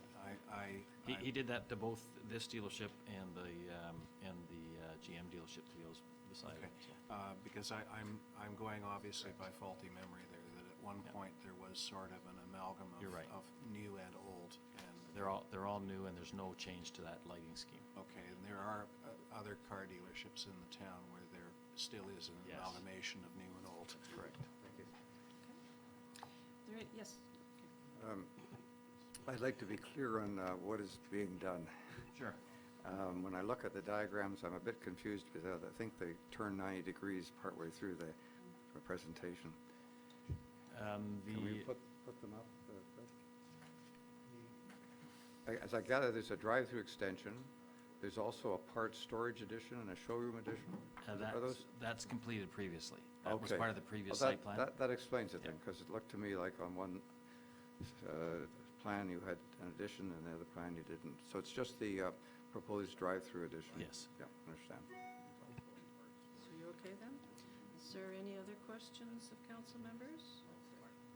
So we're all good. So we have a motion that we introduce and give the necessary readings to a bylaw authorizing the town of Mono to enter into a site plan control agreement with 2474678 Ontario Inc., Orangeville Chrysler, substantially in the form as attached as Schedule B to the bylaw, and that it be signed by the mayor and the deputy clerk for the town of Mono, sealed and engrossed in the bylaw book. Moved by Martin and seconded by Nix. Any further discussion? All in favor? That carries. Thank you very much. Thanks. For moving us up. the agenda. You want these, or should I drop them with you? Okay, so we'll take, Want those upstairs, or?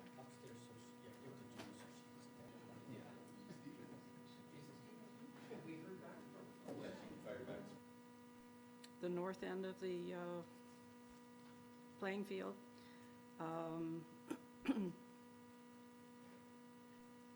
Options that we can look at in terms of extra parking in the north end. Yeah, May I suggest, my preference would be that you go through each of the items, probably starting at the beginning and work our way through, and try and get a consolidated opinion about where we're coming from on each of these. Some things will be agreed on, and others will say, well, we have to do more work on, but I'm having a little difficulty. It may be my brain, but I'd like to just sort of focus on one thing at a time. Is that possible? anything's possible.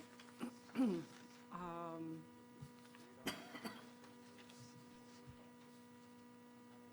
that would start us on the pathway. So the north-south fully accessible pathway, connecting the current parking lot to the Vicky Barron Trail entrance.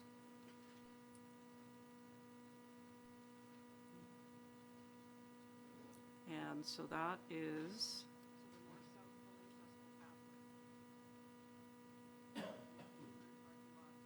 that is the complete loop? That referring to the complete loop? That first item? Okay. So,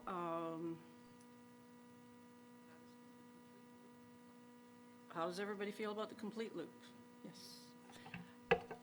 I would prefer the parking, from the parking area to the Vicky Barron.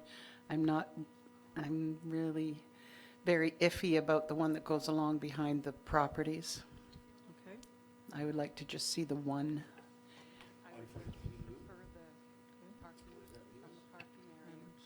I'm for just a single trail as we requested, and that would be placed on the west side of the playing field. And so my reasons for this is I recognize the value of a loop, but people can walk up and down the same trail just as easily. And this would get us away from putting a trail adjacent to the back of those 5 or 6 houses. I agree. And Okay, so then that means, is it required for the, I know it's going out of order, but is it still going to require the berm work? If that trail behind the properties on First Line is not completed? I think that's a good question.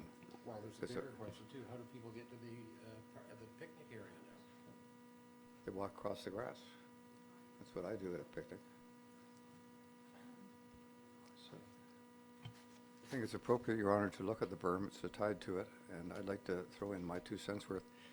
I think the berm idea was, I believe Kim was proposed to protect the people who live on First Line, to provide visual and noise protection. That's correct, not just from the walking trail, but from the playing area Right. as well. Honestly, people on a walking trail are not going to create a lot of noise. Right. It was more for the playing area, the berm. And the other thing that I bring to your attention is that the picnic shelter area was suggested to be accessible because the majority of our facilities that we are now creating within Mono are to be accessible, or that's what council had indicated that they wanted in, I believe it's your official plan. And so to make that accessible, if you are going to leave the picnic shelter in the location that we have put on the plan, you will still need to build some type of trail to get to the picnic shelter. Unless you put the picnic shelter off the south or even the west side where the trail comes north again. So actually moving it. We can do, if we're just going to build the one single trail, then absolutely we can relocate the picnic shelter so it comes off of it.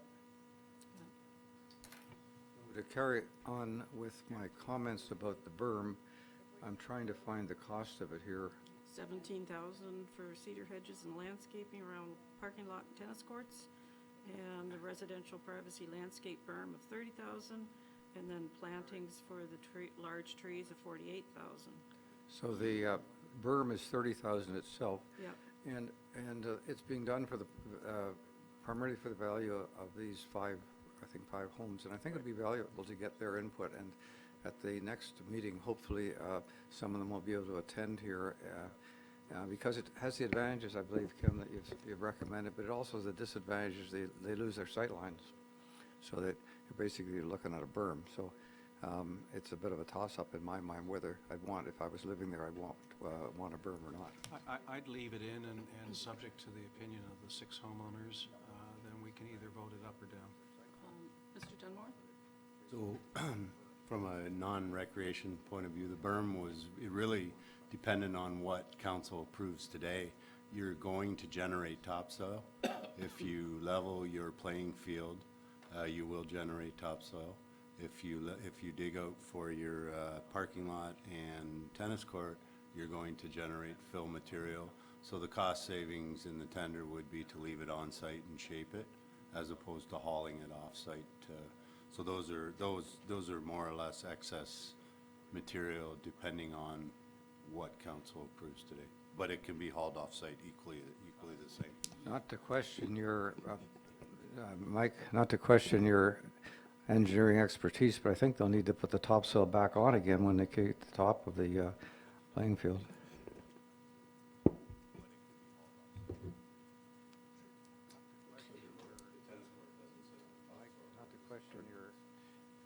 Can I just clarify, we're giving staff direction to come back with a revised proposal. We're not actually voting on anything today? That's the understanding at this time. So the word approval is a little premature, I think.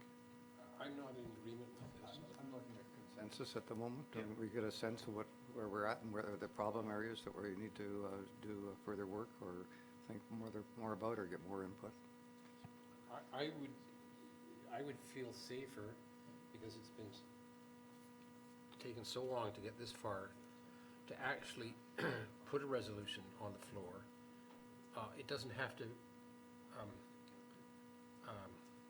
be for a complete plan, but for parts of the plan that we can reach consensus on, and with directions to staff for whatever modifications we feel, so that at least we leave staff with some direction as to how to proceed. I think our directions thus far are very clear. Without getting into a formal resolution, I think it's quite clear that we want to see whether or not we can recite the tennis court, whether we can add parking in the north end. We've said no, I believe, to the trail behind the homes, and we've said yes to relocating the picnic structure to the west side trail. I me if think I'm it wrong. would be a benefit if we could review each of these items and give, so that we have a clear idea, because right now, there is some differing of opinions on some of those items. So I know I don't have a clear picture yet of what Well, a new site plan would look I'm like. counting the reaction here, and I'm seeing not a total consensus, but a pretty close agreement amongst the majority of us with regard to what I just mentioned. Well, then, if I could suggest that we just go over things in order and just be sure that everybody's on the same page.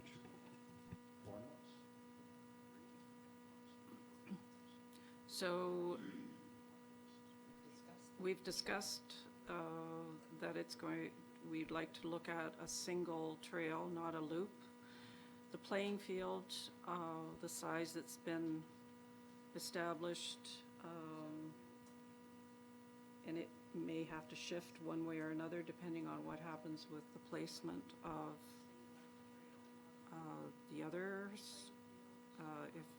If everybody understands what I'm saying, it might have to shift south or not.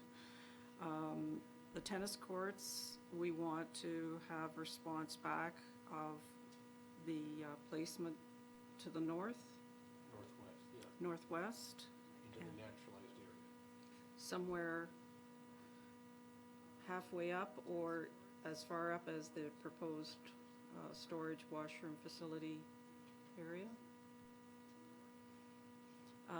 The small picnic shelter, we're asking for consideration to have it moved to either the south or southwest portion of the trail. And I'd like to suggest that we consider sharpening the pencil on that. It seems to me to be a high price. But understanding, again, you're looking at the Lloyd Armstrong example, and that does have a concrete pad, and it's probably going to withstand tornadoes. So just to what extent? I mean, we would have to give authorization to staff to look for something that is less sturdy. That size 26 by 34, the concrete pad and only being a roof with some posts on it. I feel it's an excessive price. I've had experience with a building construction, building place twice this size. Your mic, Mike? Sorry. Yeah. And I know that the pricing for the proposed Monora Park building, which is a building about twice this size, is for just the shell, that's 60,000, close to that. And it has a pad and a roof and walls, so I think it's a high price. Okay. Mr. Dunmore? The Mono Nordic plans to do a lot of the labor themselves, so that would cut that building in half. Well, they cut it down from 150,000 to 60 or 70 because they're planning on doing the internal work themselves, but I think they're planning on having. Once again, Kim has provided these quotes from existing structures that were built in the past, and you won't know the final price till we go to tender through our procurement policy. And just in conjunction with I don't know if we're writing this all down, the idea of moving the tennis courts to the northwest. I think both the tennis courts and parking lot B to the northwest then I think, so that the public understands, then we should also tell staff we want this area where they now are shown as designated as part of the naturalized area, so that there's no net loss. Okay, is that clear to staff? That we want the parking lot B and the tennis court moved to the northwest, into the naturalized area. But just so that the public over there who really value that naturalized area don't get too upset, we then will designate the same amount of land down here in the south, at the very south of the park, right behind the homes on Blue Heron. We'll designate that as a naturalized area, never to be developed. We'll plant shrubs or trees or grass or whatever else. No net loss. Yeah, no net loss in naturalized area. If I- Sorry, Mike. Go ahead. Just so I understand, right now, the area to the south of the parking lot, so the homes right behind Blue Heron, there's a small creek that runs through there. It's quite natural in there at this point. So to make more natural area, to me, that means that I have to move it. The area I'm talking about called naturalized is where you're showing the tennis courts now. It's part of the mowed grass field. Okay, so you're wanting me to let the grass grow there? It's like the west Instead edge of- of the park. Okay? An unmaintained, like the west end of the park. Yep. You understand? Yes, got it. Okay, Mr. Dunmore, did you have something? I was on, just looking to define naturalized, and that's not mold. Right, Yeah, not mowed. no mowing allowed. Okay. Okay, so, parking lot goes north, playground, retention of existing volleyball pit. I, again, ask if we can agree to investigate opportunities for the pit to be moved over to the Fieldstone area, along with potential of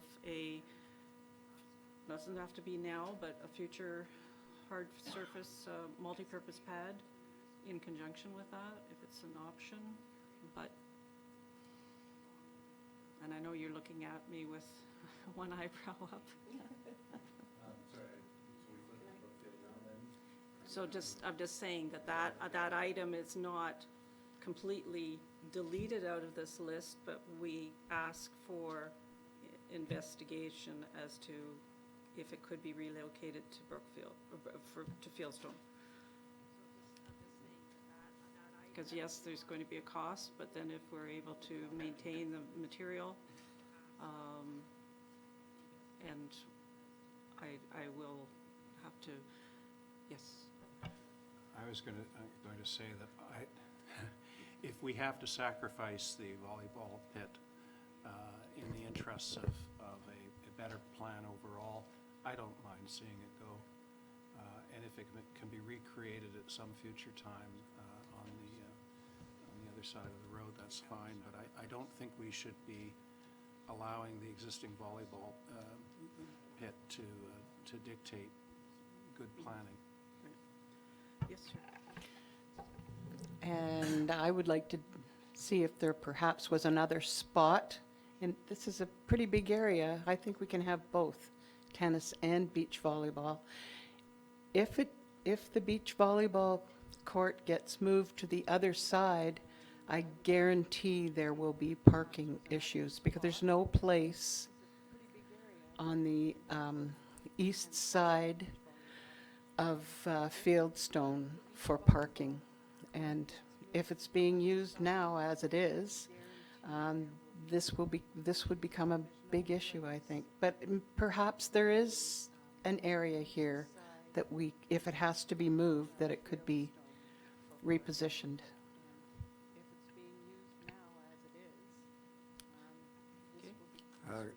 Given I think the difficulty we're having with putting the tennis courts on the northwest corner there and having to go into the naturalized area, perhaps we should consider The beach volleyball not being used very much and has had little use recently. Putting the tennis courts where the beach volleyball is. Yeah. Well, I think we should ask Kim if the beach volleyball, how much use it is getting. I think there might be something happening there, so. And that's this season. Yeah, it wasn't used last year, I don't think. In fact, the nets were destroyed. No, we put the nets up every year, and we had, for a number of years, we had a team play go on out there. They've come back this year. There was about a 3-year sabbatical where they weren't with us, but other than that, they're out there. I certainly do get reports of the beach volleyball being used. As I indicated in my report, we are the only beach volleyball court within the county of Dufferin. And people do come up from Brampton and Caledon to use our court. Okay, but then that leads us to the destination amenities. So I think we might want to just rethink whether or not that item is something that is of general need to the community, which is what this park is supposed to be developed for. So at any rate, so volleyball, we're still questionable what we want to do with it. Agreed? Okay. Washroom storage facility, there had been talk about portalettes would be suitable. Obviously, we would still need to do something about storage. So the alternative should be considered. Can I ask on the storage whether or not it could be a slight addition to the well house building? In other words, attach it to the well house building and not have it as a standalone structure that's taking up space that could otherwise be used.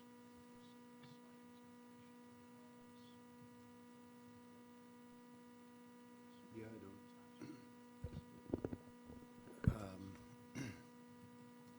I'd have to look into that. I know we have infrastructure out to the east of it with respect to flushing, and the driveway on the south side is where the well drillers would have to access, so I'd have to look into the layout of the property for sure. But there is property if as opposed to a addition to the well house. There's no room in the well house at that. So with a small structure, you still have to build 3 walls as opposed to building 4. So I would think the price would be darn close. But if it went as an example on the north side, then it's north side of the well house. Yeah, that's where we flush the entire system. I'm There's sorry. a 7-inch pipe that comes out of the Okay. wall there on the north side of the building. I'm just trying to economize on space that, Yeah. so that it doesn't blow out something else. In other words, more consideration as to where storage could be put. And just while we're on the washroom, my eyesight isn't that good, Kim, but you've actually placed it right on the property line, have you noticed? I think that was part of our resolution to you. So physically, if I can see that properly, you actually have half that structure on the CBC land. No. Don't you? Or maybe I'm not reading the property line correctly. The green line is the, I don't see a green line. oh, I have a different map than you, sorry. Okay, no, then we're fine. Yeah. It's on town of Monona property. Yes. Okay. Okay. So, and trail maintenance access to washrooms, I'm not really sure what that's referring to. That yellow line. We're going to need it because the washroom's going to have a septic, what do you call it, thing. It's going to be cleaned out, pumped out once or twice a year. Right. weekly. And you have to remember too, if you go the Portalet route, that will be accessed weekly. And I think the yellow line is good from the standpoint that people walking down the approach to the well house can pick up that yellow line as a trail that can then take them out to Vicky Barron, or it can take them down the other direction to the play structures. So think of the yellow line as part of our, as an incomplete loop.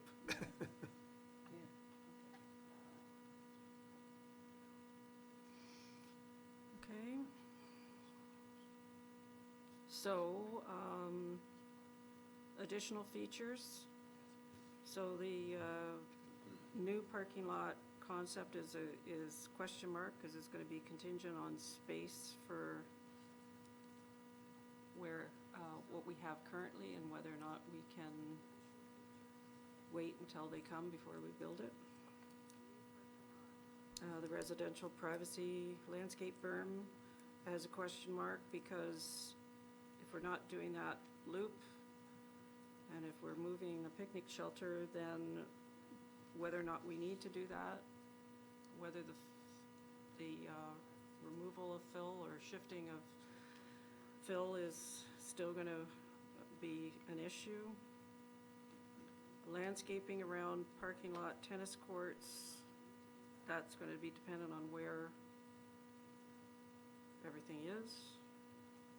There was a question of going with a smaller plantings and less So expensive. that's the next item, the plantings landscaping of the 90-inch straight tree spade. So those are under review also, because if we're not doing the berm, we don't necessarily want to create a screen.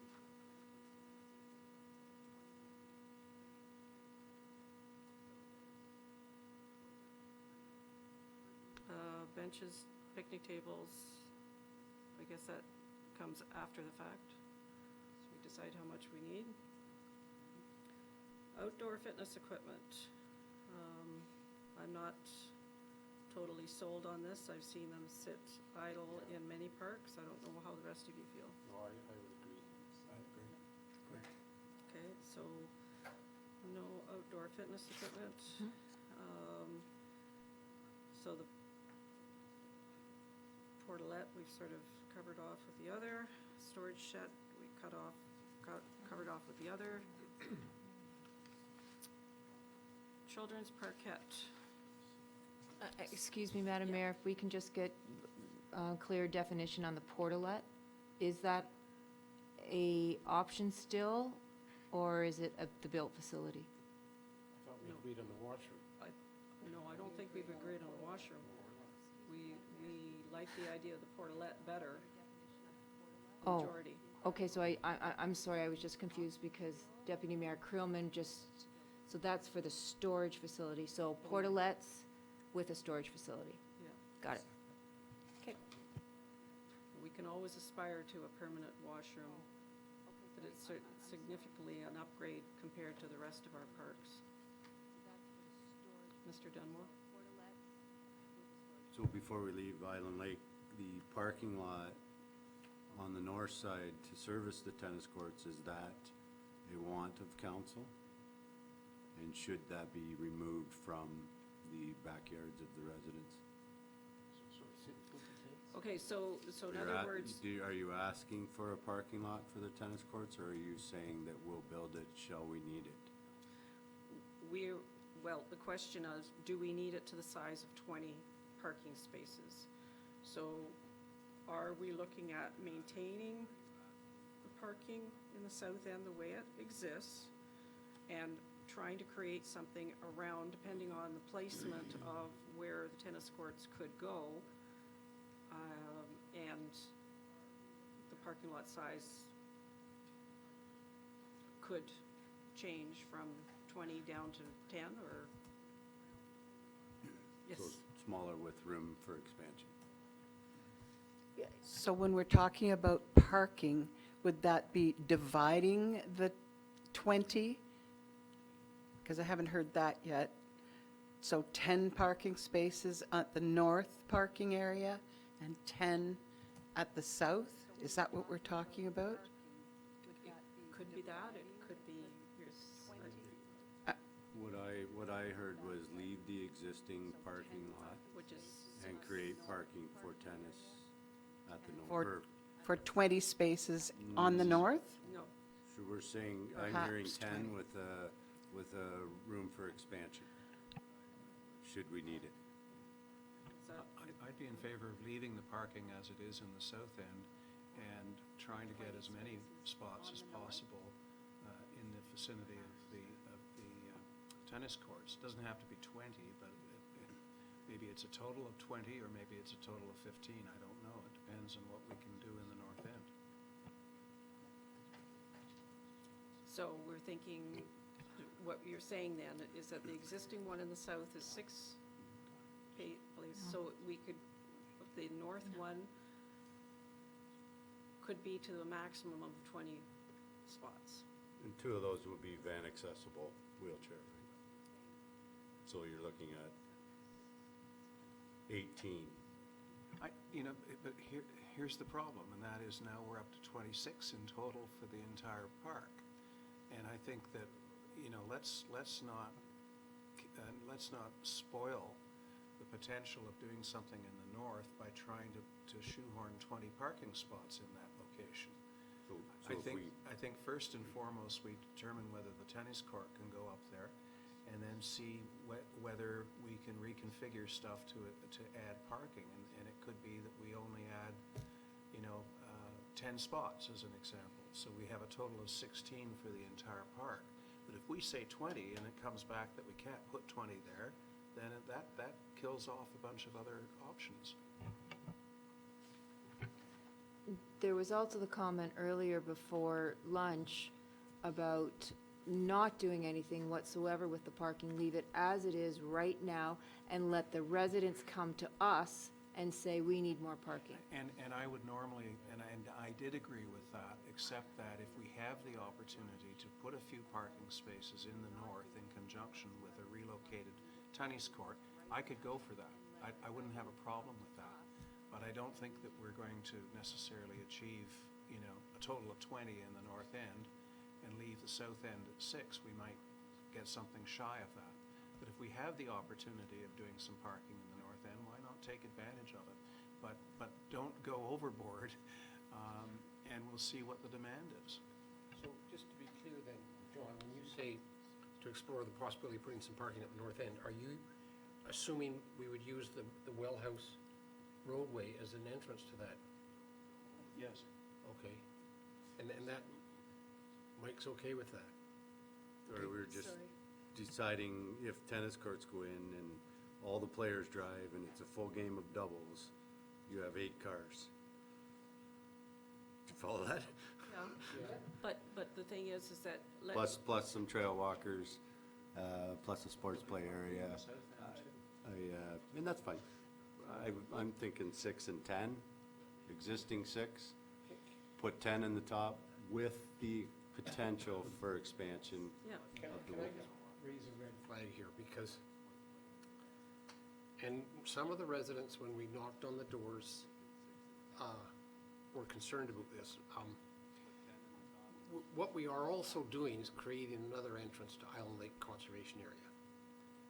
And as and when residents find out they can drive down this laneway and there's a parking lot, no, we're right beside the Vicky Barron Trail, get the bikes out and take the kids.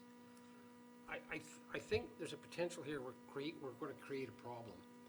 If you go to the parking lot that they finally created on Huron, Ontario, on the north side of the lake, on a weekend, there's 7 or 8, 9 cars in there because people have found there's a new entrance to Island Lake Park.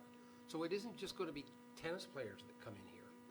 The public is going to learn, oh, we don't have to park at the Home Hardware parking lot now. We can drive around up First Line, and we got a great entrance into the Vicky Barron Trail. I'm not saying that we should kill the plans to do this parking at the north end. I'm just saying, let's be aware of a potential problem here that we might be creating. That could occur in the south end now. And the reality is that it could also reignite my argument that we shouldn't increase any parking at all unless we start attracting people. And we're hoping that people will walk to this park. So I think we take our chances by creating any additional parking spaces, and we take our chances by leaving it as it is. I think you're right. Just remember, the south end now, the only way you can use that as an entrance to the Island Lake Conservation Area is walk across it. There's no pathway. You have to, and if you had a baby carriage or a bike, you've got to walk across that grassy field. Okay, but I mean, I take your point. I just think we should have our eyes open here, Kim. I totally agree, because one of the nicest parts about the Vicky Barron Trail is the bridges. So this is going to be, Very close to the bridge. this is going to be, so people who do not want to take it's about a 2.5, 3 kilometer walk to the bridges from the south entrance, they're very quickly going to realize that they can park up here at Island Lake, at our park, and be on those bridges within a matter of, a few hundred meters.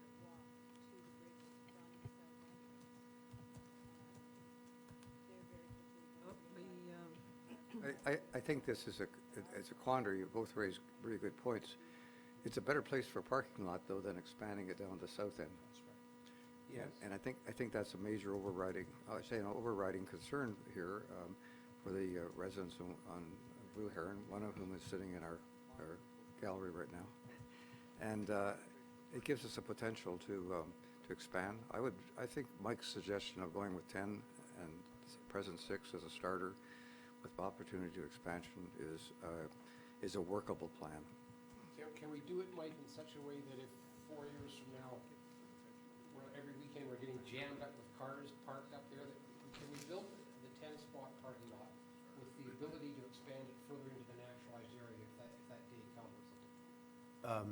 Just so council knows, the only reason that's called naturalized area is really because council flagged it. We just aren't cutting the grass there. Kim has overseeded the other area and done some work on that. So the naturalized area will be identical to the mowed area, and you're basically, what I'm hearing is moving a lot of the structures to the north and northwest. So yes, to your answer, we'll show some dashed lines on the parking lot, which will be for future expansion. Okay. So, can we move on to Fieldstone? So the children's Parkette, there's been concerns about the costs with the retaining wall, et cetera. Can the issue be looked at the corner of French Drive and First Line in that particular corner? And suggestions and potential costs for that. And Sorry, you want us to cost a playground on that property? So council has that cost right now at $150,000. okay, so it's just that? You wouldn't have to do anything else to the, I throw a huge red flag up with traffic. right, Truck, Madam Mayor, you mentioned the issues. I envision young children. There's no sidewalk on that side of the road. The sidewalk's on the other side of the road. I would respectfully have to leave that in council's hands to tell us to build a child park on that busy intersection. okay. So then the cost for that location then is just the playground structure, and if we were to do fencing? There'd be an additional fence, retaining wall.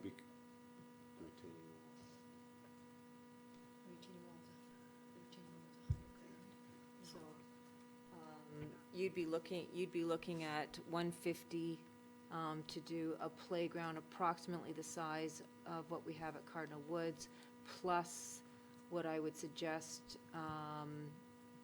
you would need fencing. If you're gonna put a playground there, with those traffic issues, I strongly recommend fencing around 3 of the sides of that playground.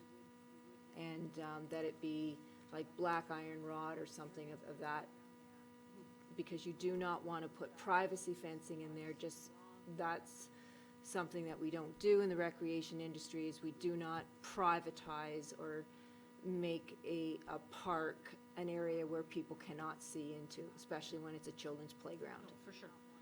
So,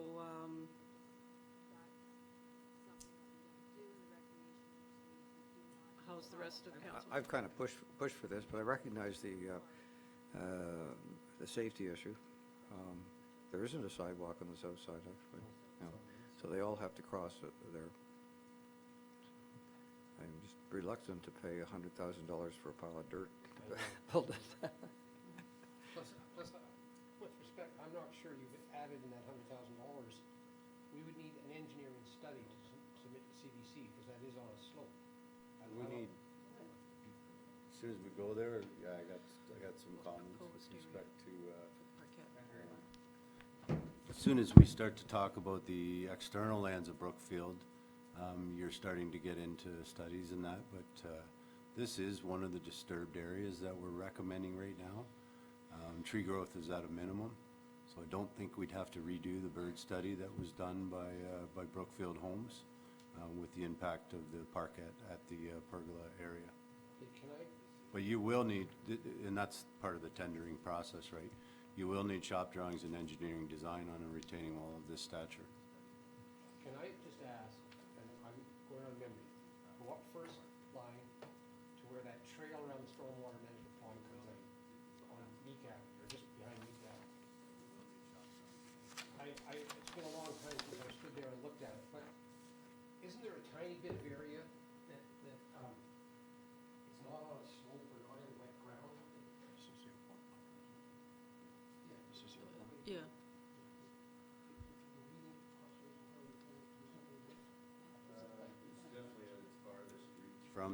From the wetlands, so you're still gonna need a permit, because it's Yeah, all, but, it's all, well, I'm just asking you, even if we need a permit, would it be, that's way far away from traffic? Yeah, it's a bit further walking for some people, but. do you have that map for the Brookfield Parkette? Well, we need the Great Wall of Monona.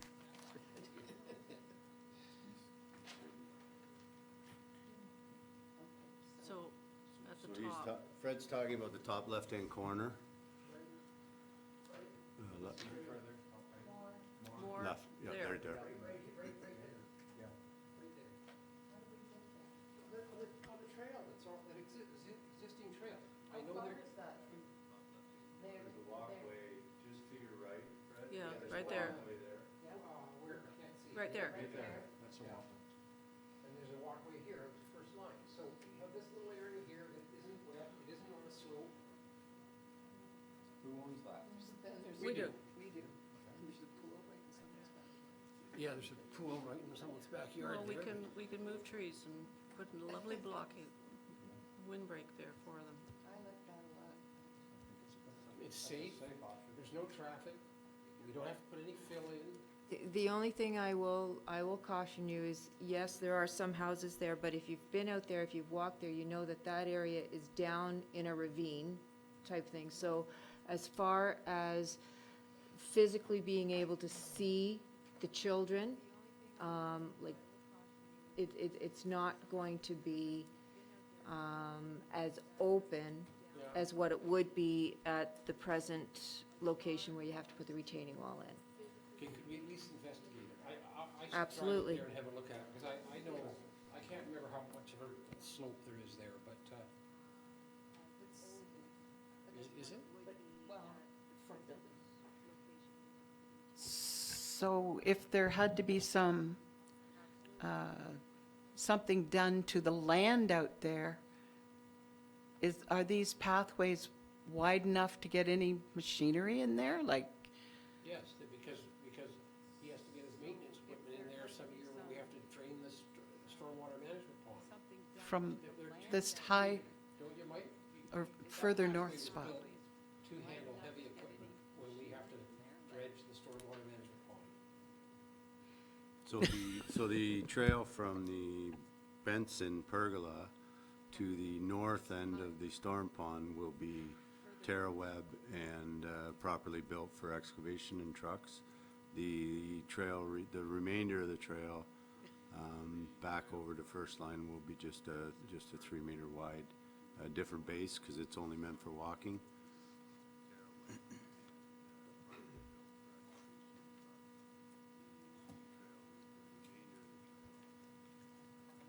You can get a pickup around, but from a constructible point of view, no matter where we go, it's gonna cause damage to our existing system, right?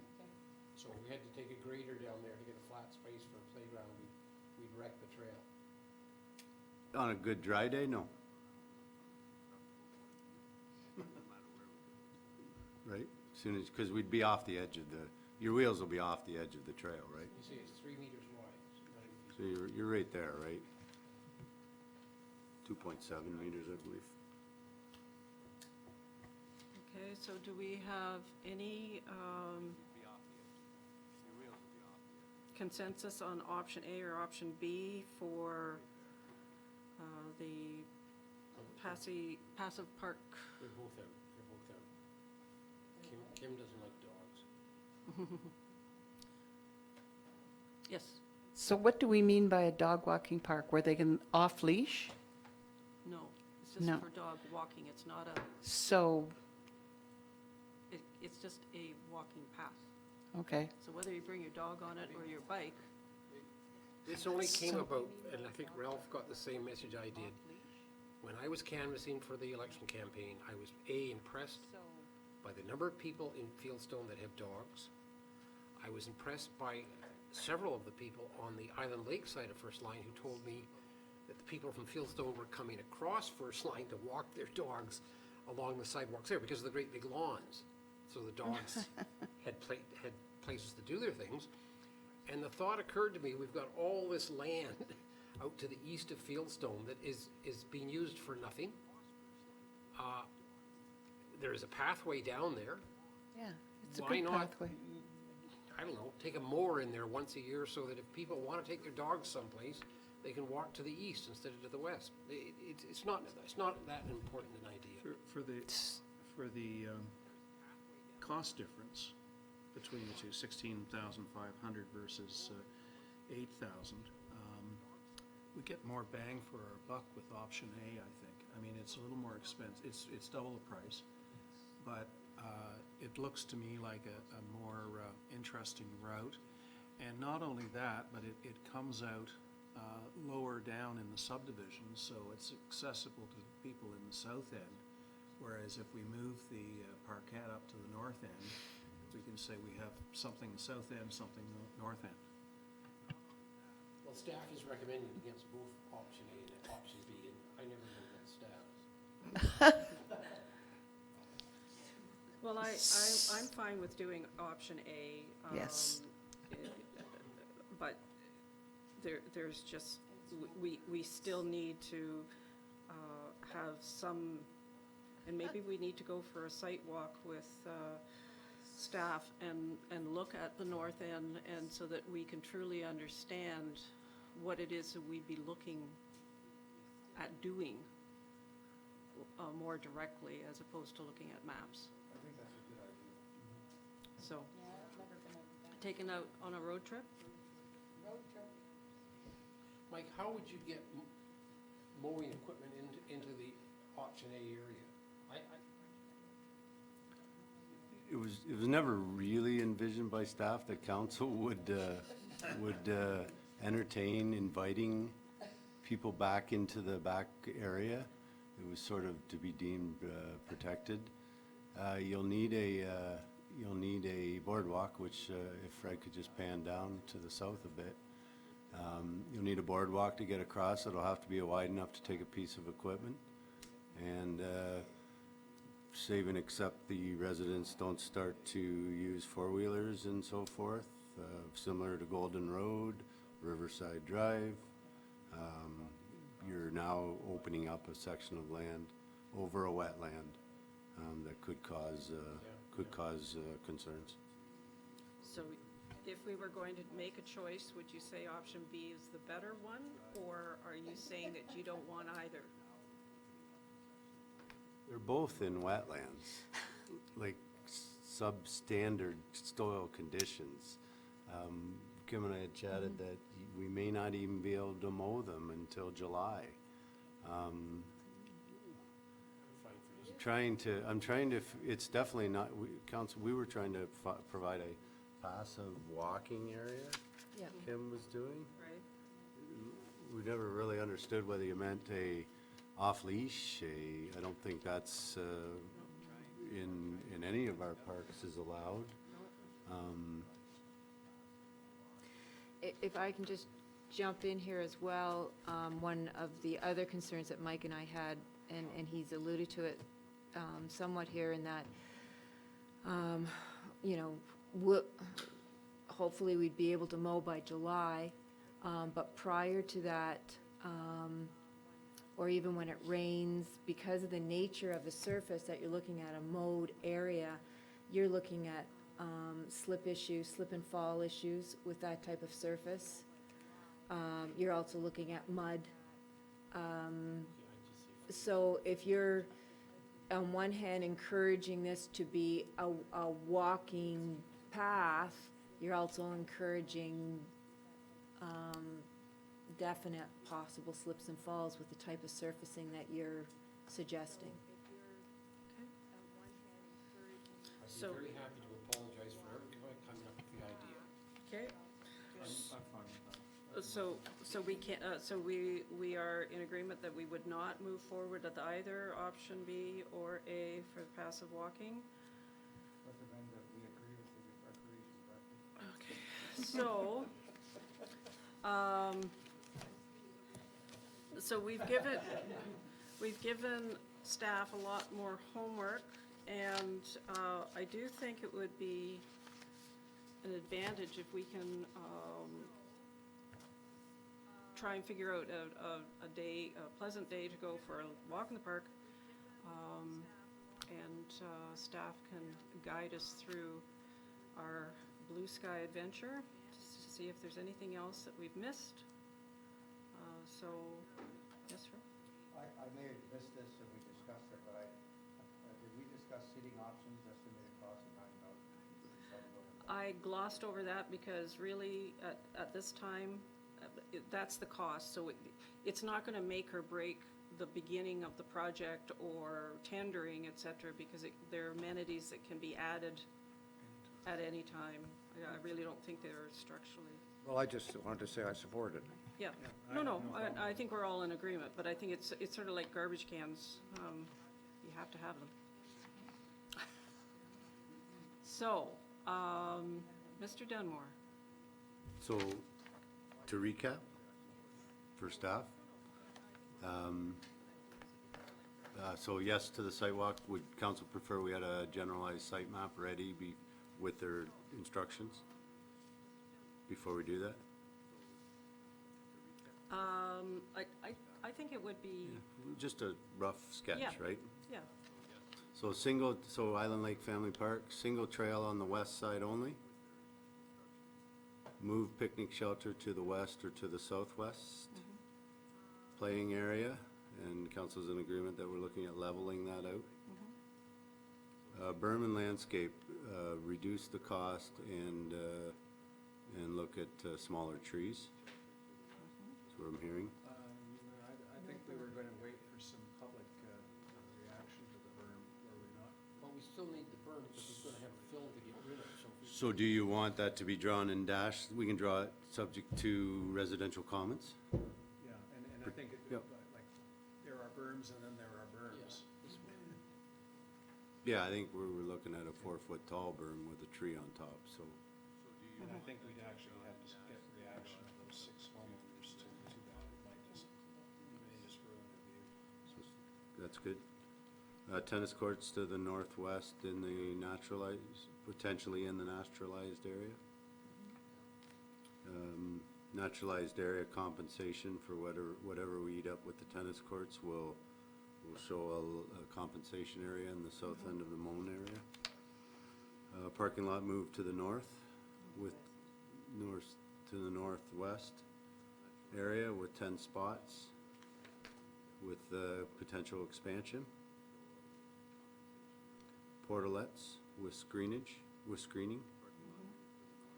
and investigate storage location and/or costing.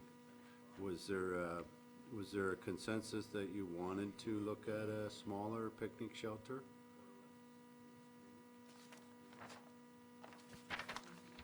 I don't think I have a problem with the size of it. That question is not excessively large. No. It's what I would call small. And I, I think it's the price. It comes out to around $54 a square foot, and it doesn't even have walls. So I know houses around the road about 120, 125 a square foot. So there's your walls and your, Well, the thing is, that we can agree that, to the picnic shelter as suggested by Kim. When we get the tender, we'll know. Decide to go. Yeah, So- I mean, and Fred, you're well, because you talk to me about it every time I put a roads job in. If I put in $1 million and it comes in at 800, I don't look like I did my estimates very good, but they're based on yeah, past history and the hunger of the contractors is what really drives our price down. So that was all I had for Island Lake. yeah, So Brookfield, did you want, you wanted a cost for fencing and a parkette at the corner of First Line and French? I think we're recanting on that. Thank you. I think what we want is an investigation of that north. Which we will do on a site The visit, parkette behind the Meek, we'll call it the Meek Walkway? Yeah, or potential of Yeah, just- future let's opportunities. investigate that. Okay.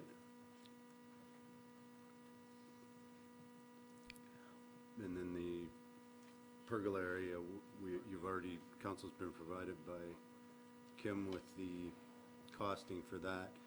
Would you like me to look at enlarging our opportunities for that area? For The where pergola area. parkette is being proposed in the pergola. Yeah, in other words, if there's anything else that we can put in there, Yes. like basketball? A basketball pad? Basketball pad Your or- half-court basketball would be Levy, your multi-purpose pad would be DC's. I don't know if a half a multi-purpose pad covers for DC's.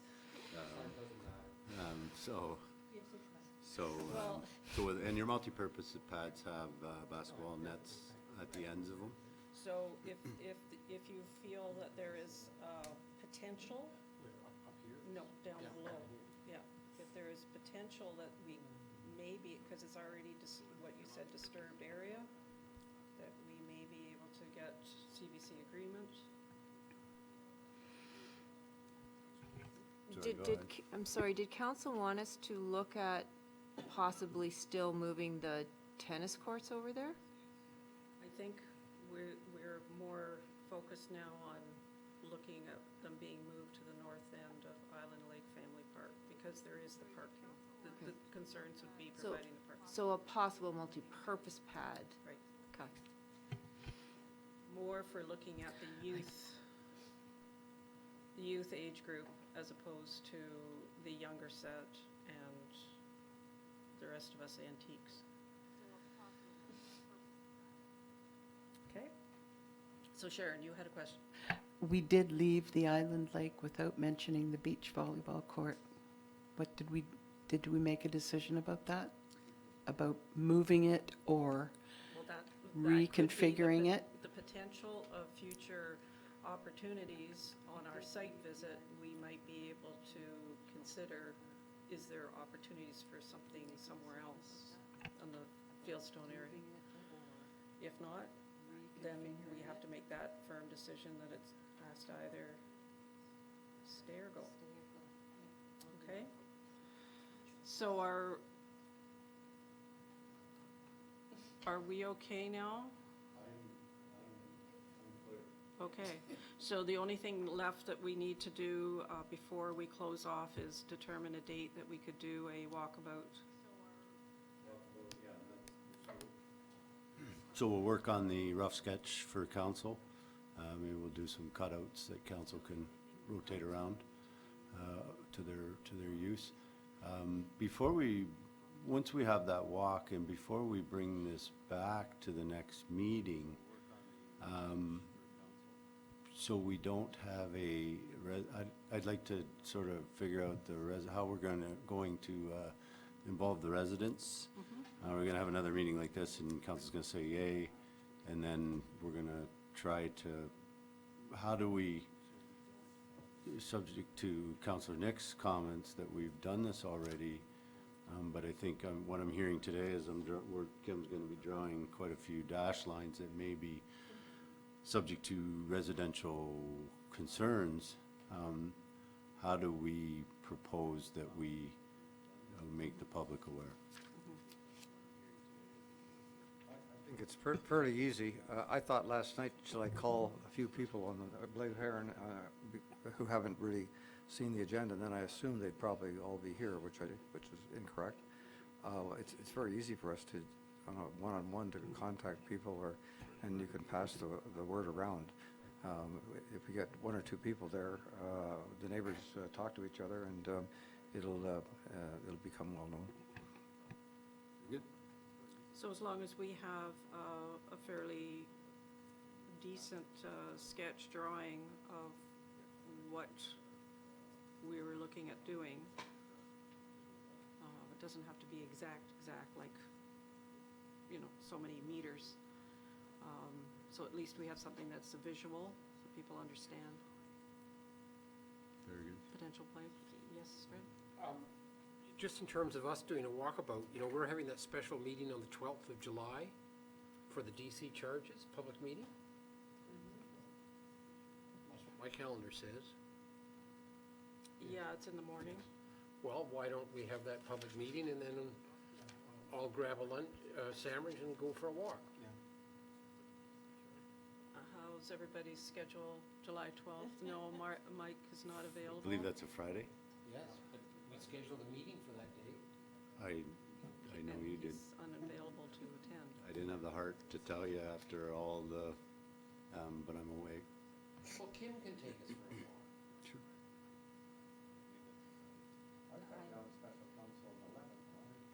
Or did I get it down wrong? No, it's the 12th. Yep. And I'm absent under the understanding that Mr. Early will be back. You think so? He said. But we only need one staff member. I mean, it's not a big, we're not talking a big deal. We're talking, Well, Sharon wants to say something. yes. If we're going to go on a road trip, why don't we include not just one thing, but there may be some other things in the town that we could look at as well, that perhaps we haven't seen for a while.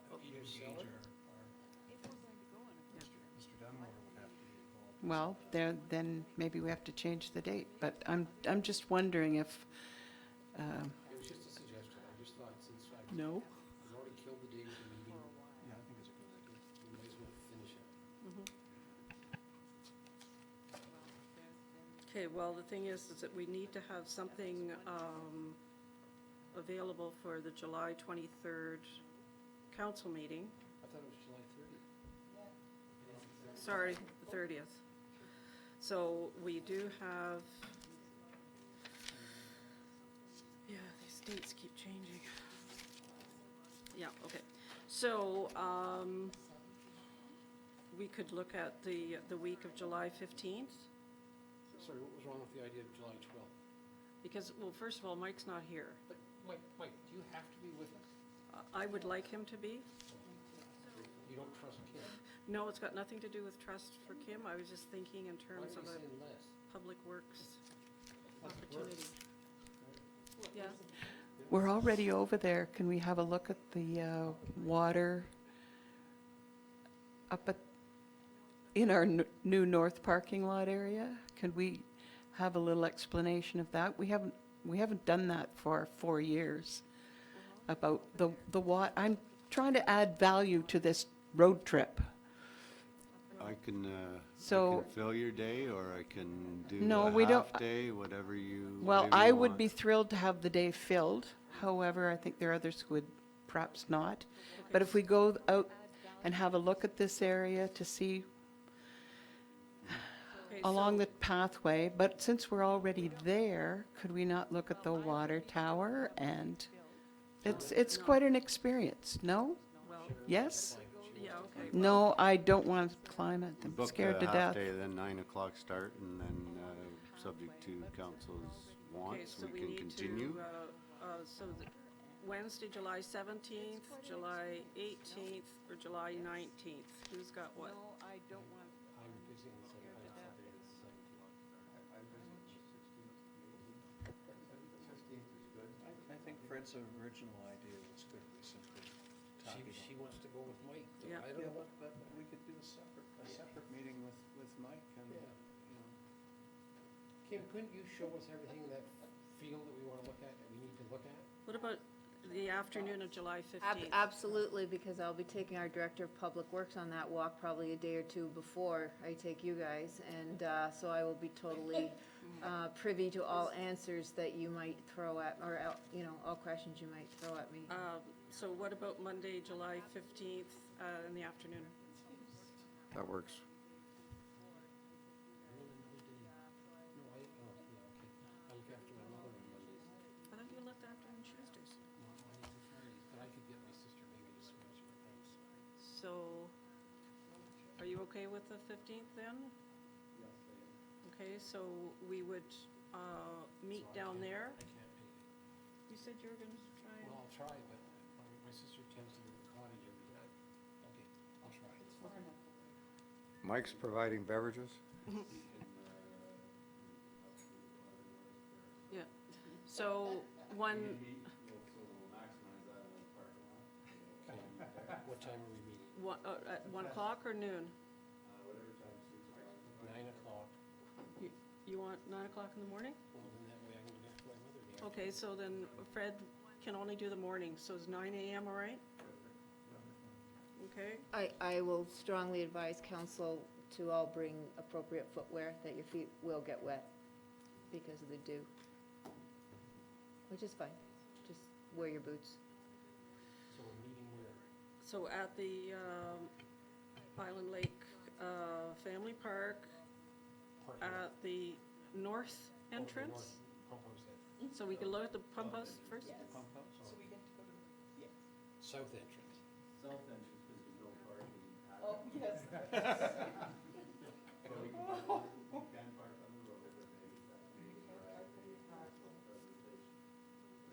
We'll meet in the existing parking lot of Island Lake Park. Yeah. 9 o'clock. All right. Now, in the essence of time, we are at 1:17 PM. Well, just before we go on, can I make another impassioned plea for a decision on this to be made at a nighttime meeting? I'll leave it at that. And I don't know Well, how that's that's, gonna work. we either have to have a special meeting or we have to wait until the September night meeting, which is the second week in September. Put on your Kevlar jackets, that's all I can say, No, I'm just Yeah. saying that's, we don't, unless we have a special meeting. unless we have a special meeting. But John, even if we have a special meeting, they have to wear Kevlar jackets. Oh, I know. Well, I hear what you're saying. John, can we not have the 30th of July meeting in the evening? In the evening, it's fine with me. It's already, Yeah. I honestly don't know. I'm so confused by the Watson report. I don't know what's happening with DC charges. I can't figure it out. well, the other thing is that's Friday of the long weekend, isn't it?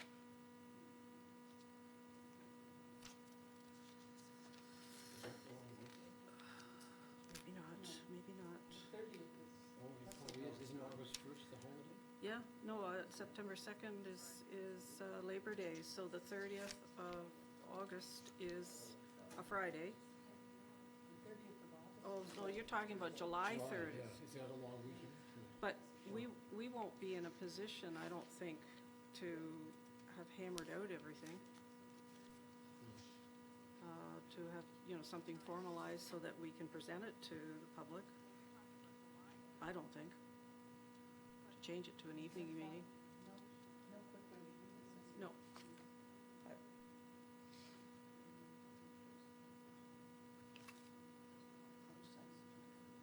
Mm-hmm. And it, yeah, it's kind of tight for staff to get what we need Okay, ready. so we wait until September then. So we'll have to. September the 10th, evening meeting. Yeah. And Mark really wanted to have the issue all resolved before he came back. Okay, so, we do the walkabout on the 15th of July. Hopefully Kim can have some revisions, back to the 30th of July meeting, and then. I will just let council know, I have vacation I will not be here on the 30th of July. Oh, all right, so then, It really does push it to September. yeah. Okay. So that means that we would be looking for, the update for the 27th of August from you? Would we change that to an evening meeting?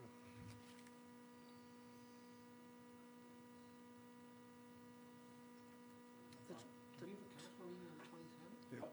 Yep. Oh, right. Okay, that's. Yes, right.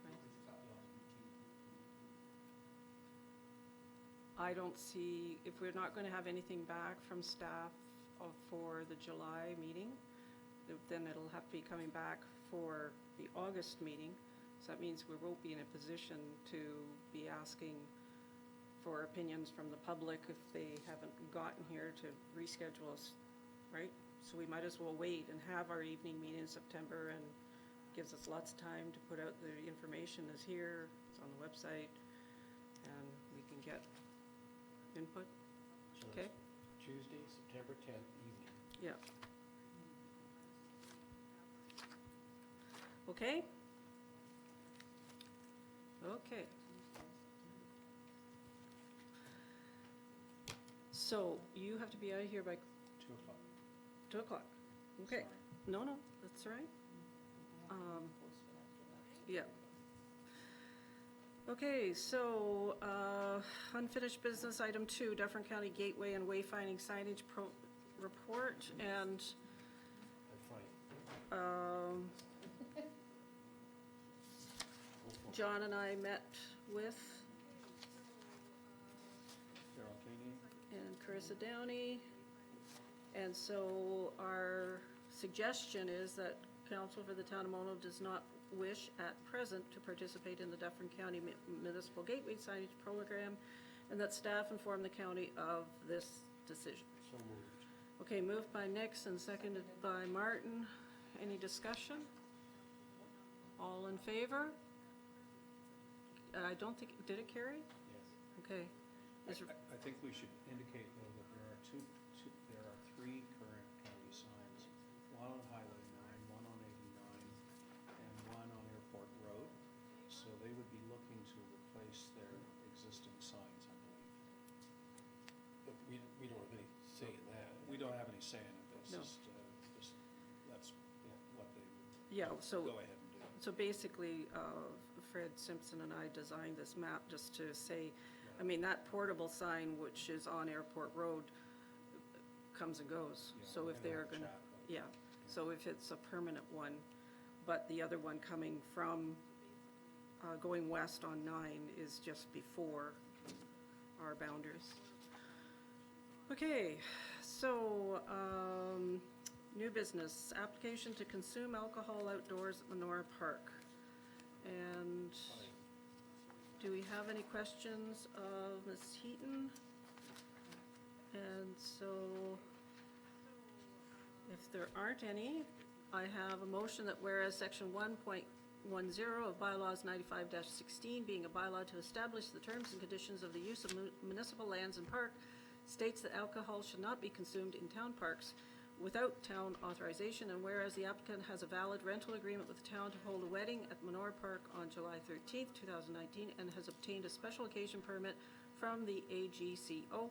Be it resolved that council authorizes the consumption of alcohol in Monora Park during this event, subject to the terms and conditions stipulated by the Director of Recreation in her memo dated June 18th, 2019. Can I have a mover? Moved by Magdalo and seconded by Martin. Any discussion? All in favor? Carries. And the R.I.D.E grant application for 2019-2020. Any questions on that report? Grab the money and run.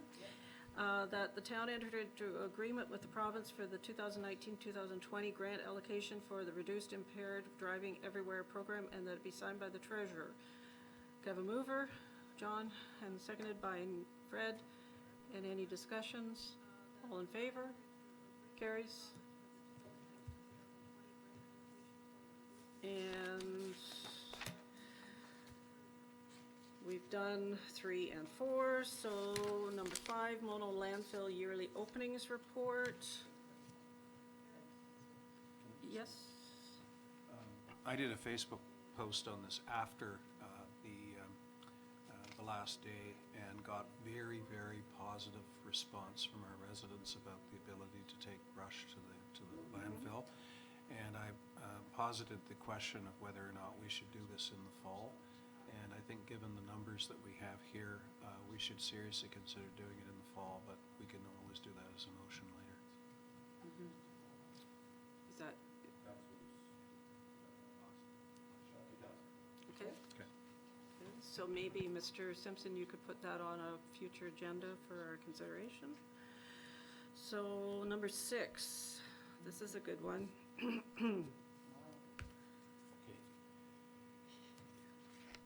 Yes. As I understand it, you're going for option 1 to stabilize the slope for about $500,000, or I can't find the number. It's a lot of money. We don't really have an alternative. I mean, we have to give those landowners access to their property, Correct? and it wasn't really feasible to do the south extension, so you're going to try to stabilize the slope. What I wanted to better understand from the engineers who looked at it, will this fixing up that you're going to do, because you talk about some of that red clay moving. I mean, will this solve the problem for So the retaining wall on the north side of the road, which is the hill?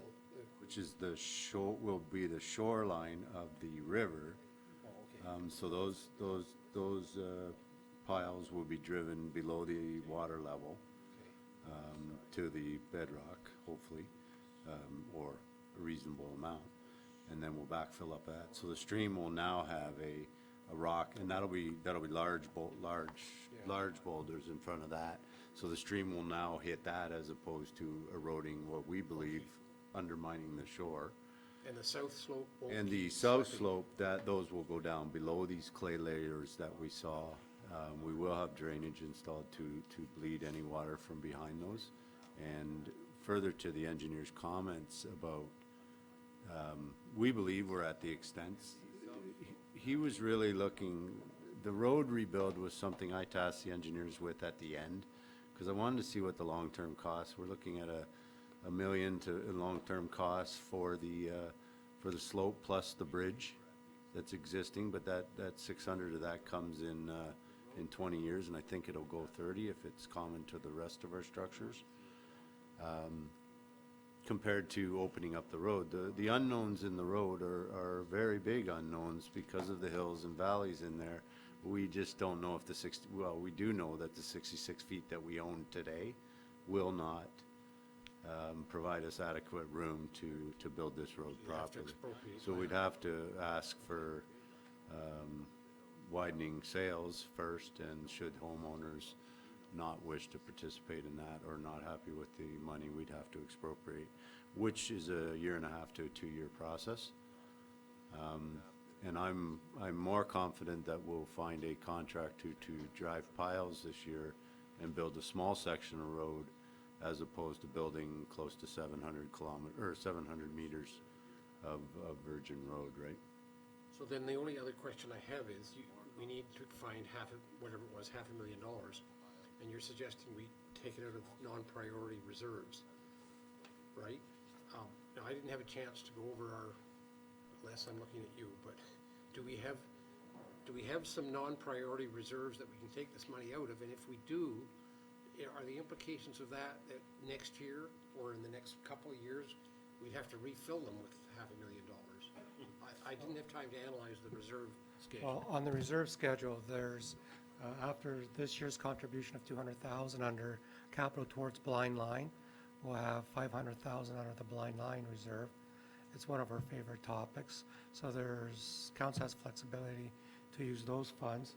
Not necessarily having to replenish it next year. That's correct. Okay. Then the balance can be paid out of our unexpended road reserve. So there's about 100,000 there we could use. And then, of course, council set up a new reserve called the emergency response. And at the end of this year, there will be 140 in it. So out of those three reserves, the money's there to pay for this repair. Okay, so we have a motion that council receive the fifth line EHS slope failure rectification report dated June 19th, 2019 by the Director of Public Works, and that council directs staff to proceed with issuing tender documents for the slope stabilization of fifth line EHS south of 25 Sideroad. We have a mover, moved by Martin, seconded by Manctolo. Any further discussion? All in favor? Carries? Yes? How are the people doing who have to travel the other road, the bypass to get to their properties? Are they? So we did fix it up a little bit right Yeah, away. yeah. So they do have a good service. We're going to give them a light strip of calcium because it's dusty now. And they got their garbage GFL played ball with the garbage removal. I have not heard how they made out with Canada Post, but we did offer a couple temporary mailbox locations to install at the new garbage pickup area. So I think they're doing okay. Okay, so they're not phoning and complaining at this point? Not yet. It would This be is in the going- win- in this the is gonna winter be a would long- in the yeah. winter would be a nightmare. Yep. Yeah. If I could advise council, when Mr. Dunmore comes back with his tender results, council will be required to pass a budget amendment. Just giving you a heads up. Okay, so item 7, live streaming and recording of council meetings policy. Mr. Simpson provided that, and all of the modifications are in red. And so John, to move that the council approves the live streaming and recording of meetings policy as amended, and seconded by Nix. Any further discussion? All in favor? Carries. And item 8, pardon? Sorry, 9, was Freudian slip. Ministry of Health and Long-Term Care proposed merger with public health units, and report provided by Councillor Manctolo. Yes.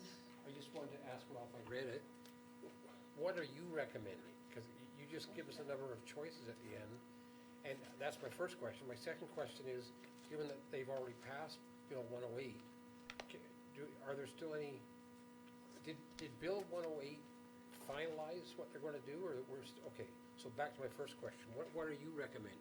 Thanks, Mike. This is one of these hurry up and do it now fast things, and we have until the end of July to make recommendations, and the ministry have made it known that they're willing to take reasonable recommendations.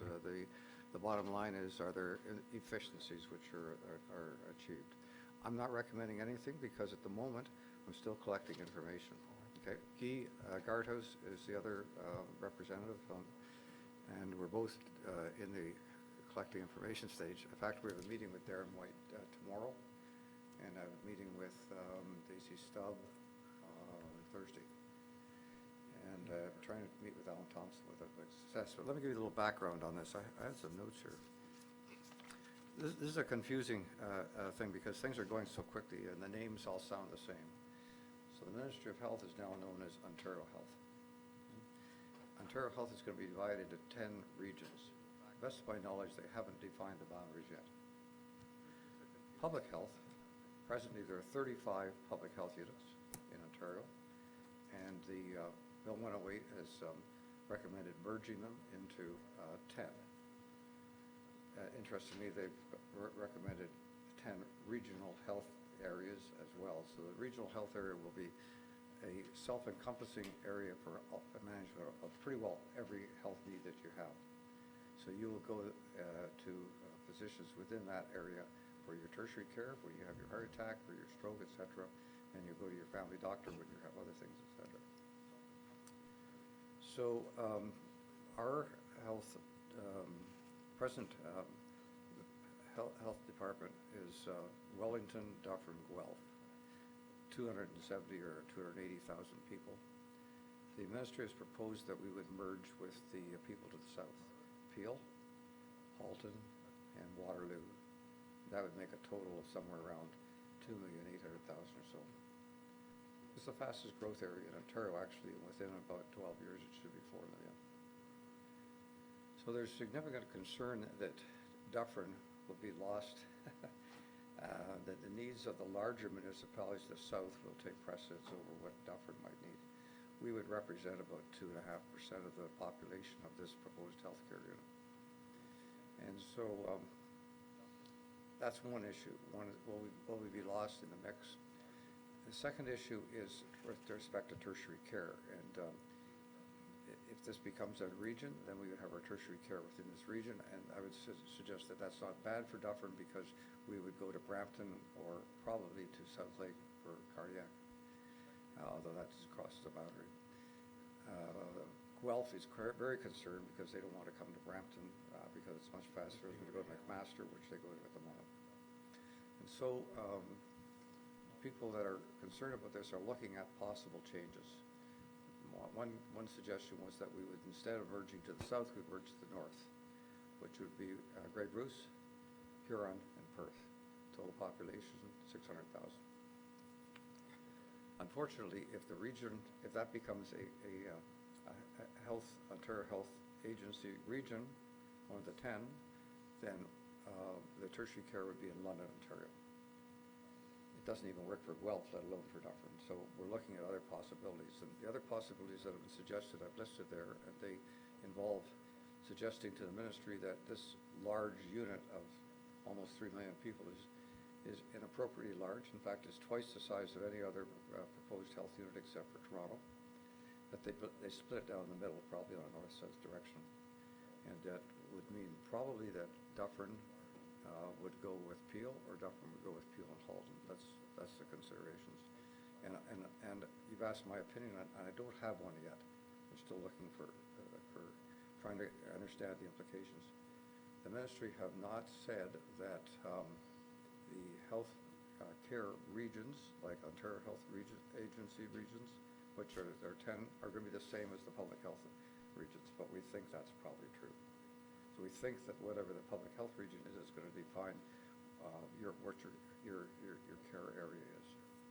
So there are two issues, I think. One is, we want to be in a public health unit that is not too large, so that we have some say.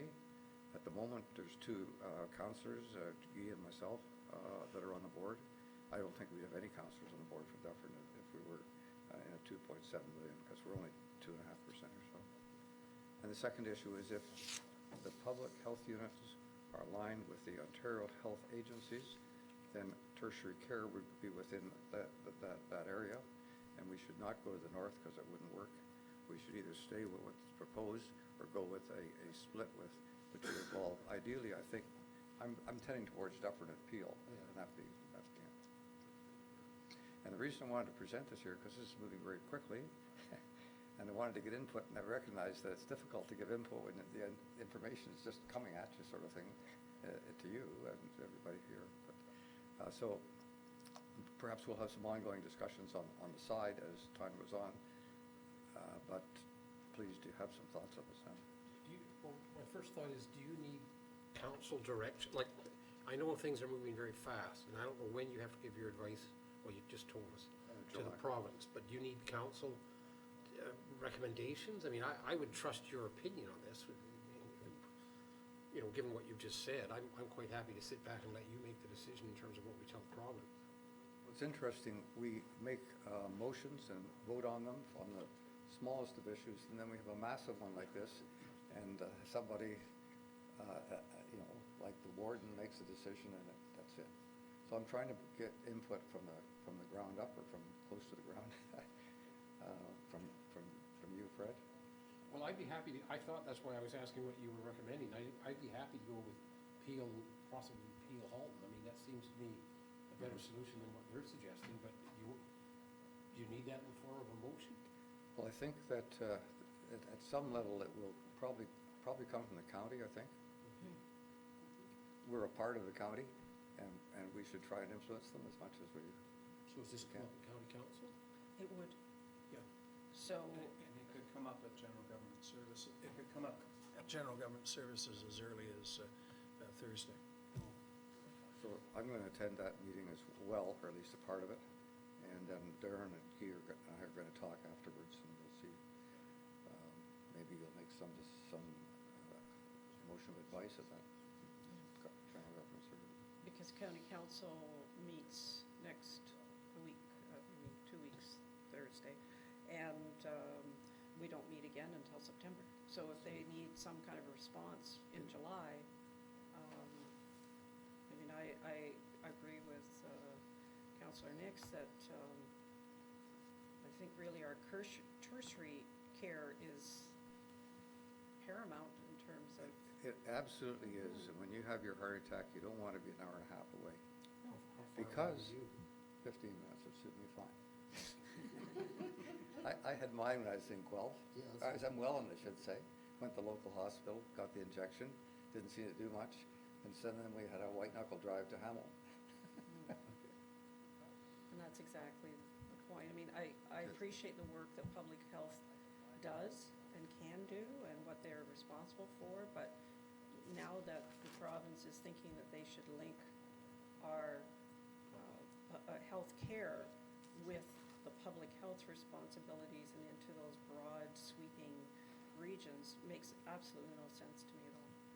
And furthermore, public health is going to expand their coverage. They're probably going to, it's been recommended by the ministry that they take over emergency services.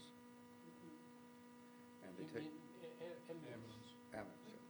So how would that, Don't ask me anything about how, I just know that that's in their list, and there were 2 or 3 others. I think the other one was community services and child welfare, all under public health. This is the approach of the ministry to get away from what they call silos, to getting more things all under one governance. but our emergency services now are run, our particular one is run by the hospital, right? So Right. It's a contract. The hospital's another. And owned by us. We own all those assets. Oh, and also we own the was it, I'm not sure the price, might be $7 million building that's in Guelph. Yeah. And vice versa, the one in Orangeville. And that's right. And the other player in this is Ontario Health Teams. Does everybody understand those? Okay. what are they? The Ontario Health Team is made up of a group of different groups. Physicians, hospitals, and it could be any other group, such as acute care access. Hills of Headwater, with Stacy's, I think, leadership, has put forward a proposal for a healthcare team. And it involves 39 physicians in both Caledon, which is interesting, and Dufferin. And it involves other allied health services. Excuse me. There have actually been 120 of these proposed to the province. Everybody thinks that if they get in first, they're going to be given favored care, favored. And I think that there's some truth to that. Actually, we're very well thought of. The Wellington Dufferin Department of Health is very, very well thought of, I think, by the province and by other health units. And But it's interesting that this healthcare team spans two of the proposed areas. So, I still don't understand what they are. I mean, does that change how I go to a doctor? no, no, you still go to the same doctor. You'd probably have to go to, I'm not sure, you'd probably have to go to the Hills Headwater Hospital. It'll affect funding. It's likely that there's going to be a single funding envelope for the whole region, and then they'll break it down into envelopes which go towards the healthcare team. And your doctor will get a portion of that. So there's going to be a lot of angst, I think, in the future. Okay, So I'll keep in touch with you all through direct email communications. great. Please give me any pearls of wisdom that you have. Well, thanks for your report. Okay. Okay, so on to Schedule A. Sharon, did you have any? I'll just say no. John, did you have any? No. No? Fred? I tried to read the Watson and Associates thing. I'm not going to bring it up. I'm lost. Okay. You're in the good company. Will we have any more information from our treasurer regarding the Watson's report coming forward with the DC meeting, public meeting? I don't have anything from them, but we'll probably have a handout ahead of the December 12th meeting. Kind of in line, I guess if we're doing our department report, kind of in line along with that, we were invited, when I say we, the mayor got an email, and the clerk did, to attend a webinar regarding Bill 108. So Fred Simpson and I sat through it. That was, anyways. So the main part of the Bill 108, the new thing is the community benefit charge. I call it the CBC. Even though 108 has had royal assent, the legislation isn't acclaimed yet. What the province is doing during the summer break is going through a consultation process. So the first step is right now from mid-June into July, where they're asking municipalities or any kind of consultants through the ERO, which is the Environmental Registry of Ontario, to provide their input on basically how the CBC should be charged. They're looking at a formula based. Once they receive the input from the various groups, they're going to set up a technical work group. The work group will take all the advice and input, and from that, they'll develop a formula on how to calculate the CBC. If you recall, the charge is based on valuation of a development and a certain percentage. So that's what they'll be working on. Yeah. Do we have to know and understand, we're going to hold a special public meeting on July 12th to set our new DC bylaw.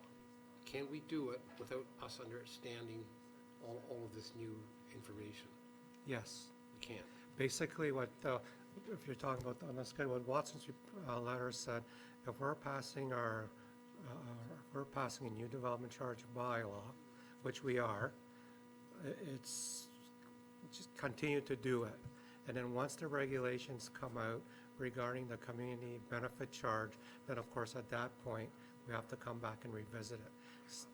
The base part of the development charge bylaw will stay, which is roads and that. It's the soft services that will have to be amended. So we're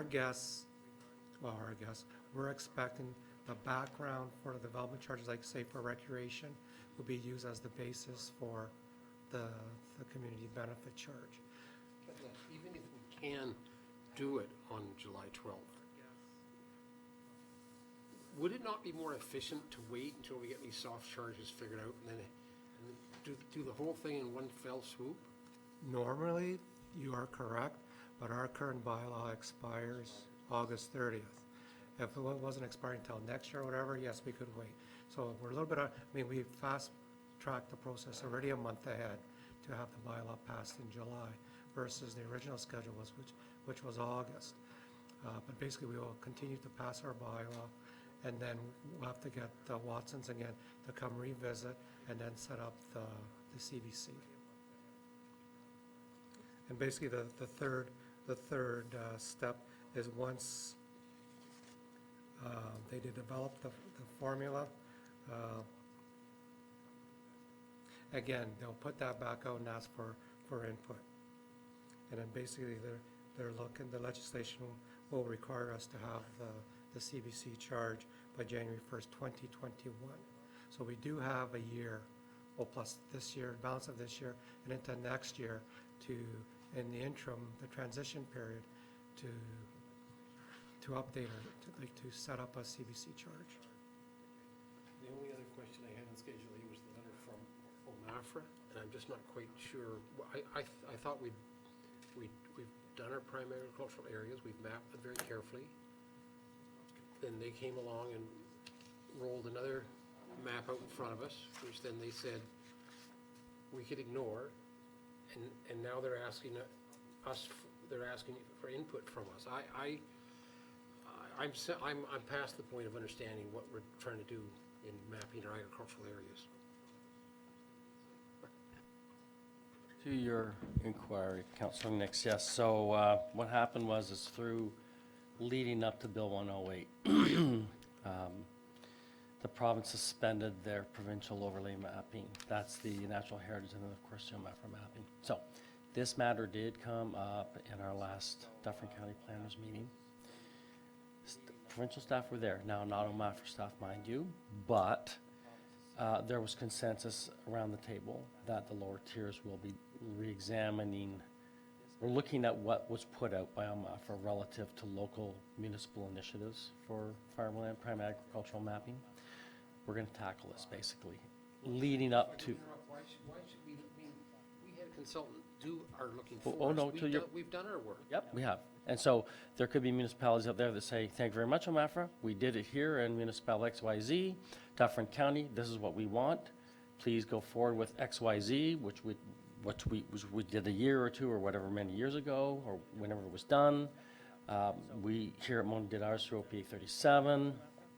All that will get fed into the Dufferin County update.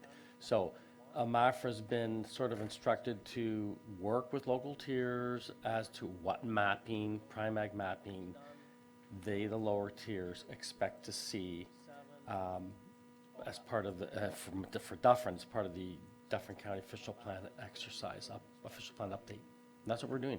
It was a matter discussed last week at the planners meeting, and we're going to set a date and we're going to dialogue with OMAFRA. So I would think most of the lower tiers. Maybe a couple of the urban ones that won't be there, but surely the rural ones will be. And that's to the, so it speaks to the letter from Sharon Bailey from OMAFRA, because that was the letter that was distributed. Okay. I have one on the item 18, the Aggregate Resources Act minor site plan amendment. They're not referring to any property in our municipality in this letter, Sorry, which item was this? I got lost. just the one above OMAFRA.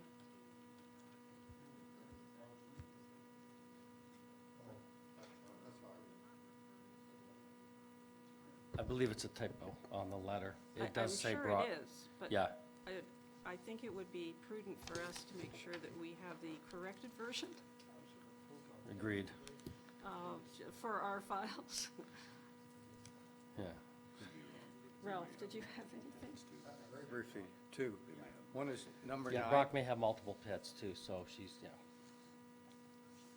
Point noted. Item number 9, it's unfortunate this is going ahead in 2020 as it involves the area which will need some major renovations with respect to Greenwood if we're not successful in stopping it. Other is the one to Dufferin Guelph have a page there, and the one item I'd like to draw your attention to is something quite interesting. As you know that this presently the opioid deaths are among the highest causes of death in young people in Canada and elsewhere. One of the reasons for this is tainted drugs. Usually the drugs are tainted with fentanyl. And so this alert platform, opioid alert platform that William Dufferin Guelph have put into place is really, I think, quite valuable. What they do is they get in real time reports from police and hospitals about opioid overdoses. And from this, they can, there's one person there who evaluates these on an almost daily basis. They can identify changes in the pattern of opioid overdoses and identify that there may be certain things that they can tell the police and the ambulance paramedics, which will help in managing people. So it's a real-time opioid alert program, and I think it's probably could be quite valuable. Okay, so we have a resolution that we accept Schedule A to this agenda, moved by Martin and seconded by Creelman. All in favor? Carried. And, I'm sorry, John, we're at 5-2, so. Okay, you've got 20 minutes, all right. So, Mr. Luca, did you have anything that you wanted to update us? A couple of things. Councillor Martin and I have met with the Orangeville Fire reps for Amaranth and East Garafraxa, their councillors, and their CAO. Amaranth, I guess, is very reluctant to go with the flat rate as Mono has gone to. East Gary was kind of sitting on the fence, but I guess after the meeting, we convinced Amaranth that at least as a stopgap, what I call stop the bleeding, to have a cost containment for our budgeting, to go with the flat rate. So I guess all three parties are in agreement with that. We will be approaching Orangeville, though, asking for the agreement. Basically, for the history of fire calls, kind of what's happening with the other fire boards is to have a 5-year rolling average on fire calls to determine the percentage breakdown of the budget. We still need to see all the fire call reports, and then just need more accountability. Second point, last week I met with our insurance rep, our insurance broker, and Frank Cowens. Our insurance is going up in 2019. It basically starts July 1st to next June 30th by 5%.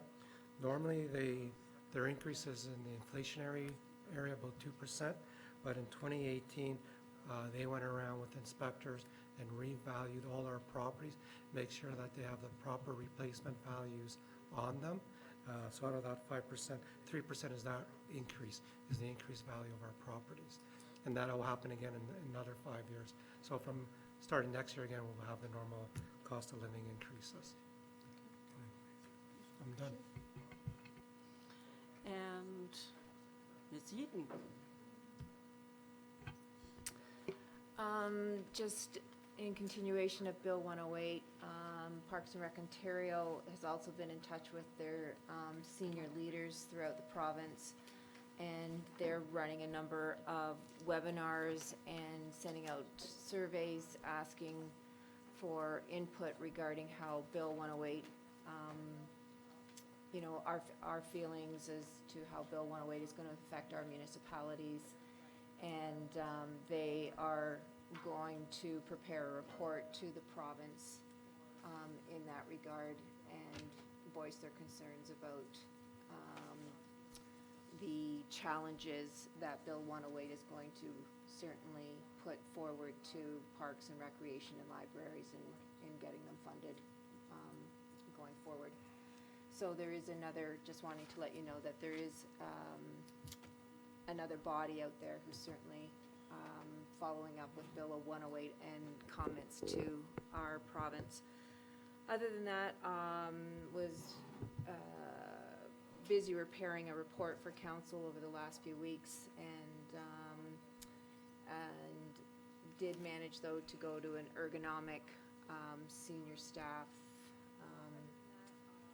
training, I guess it was, just making us aware of the ergonomics that our staff are making sure that they're using appropriate ergonomics in everything that they're doing out there, just to avoid long-term costly injury to certain, you know, to staff and what they're doing. So just making us aware to be a lot, or making us aware of being a lot more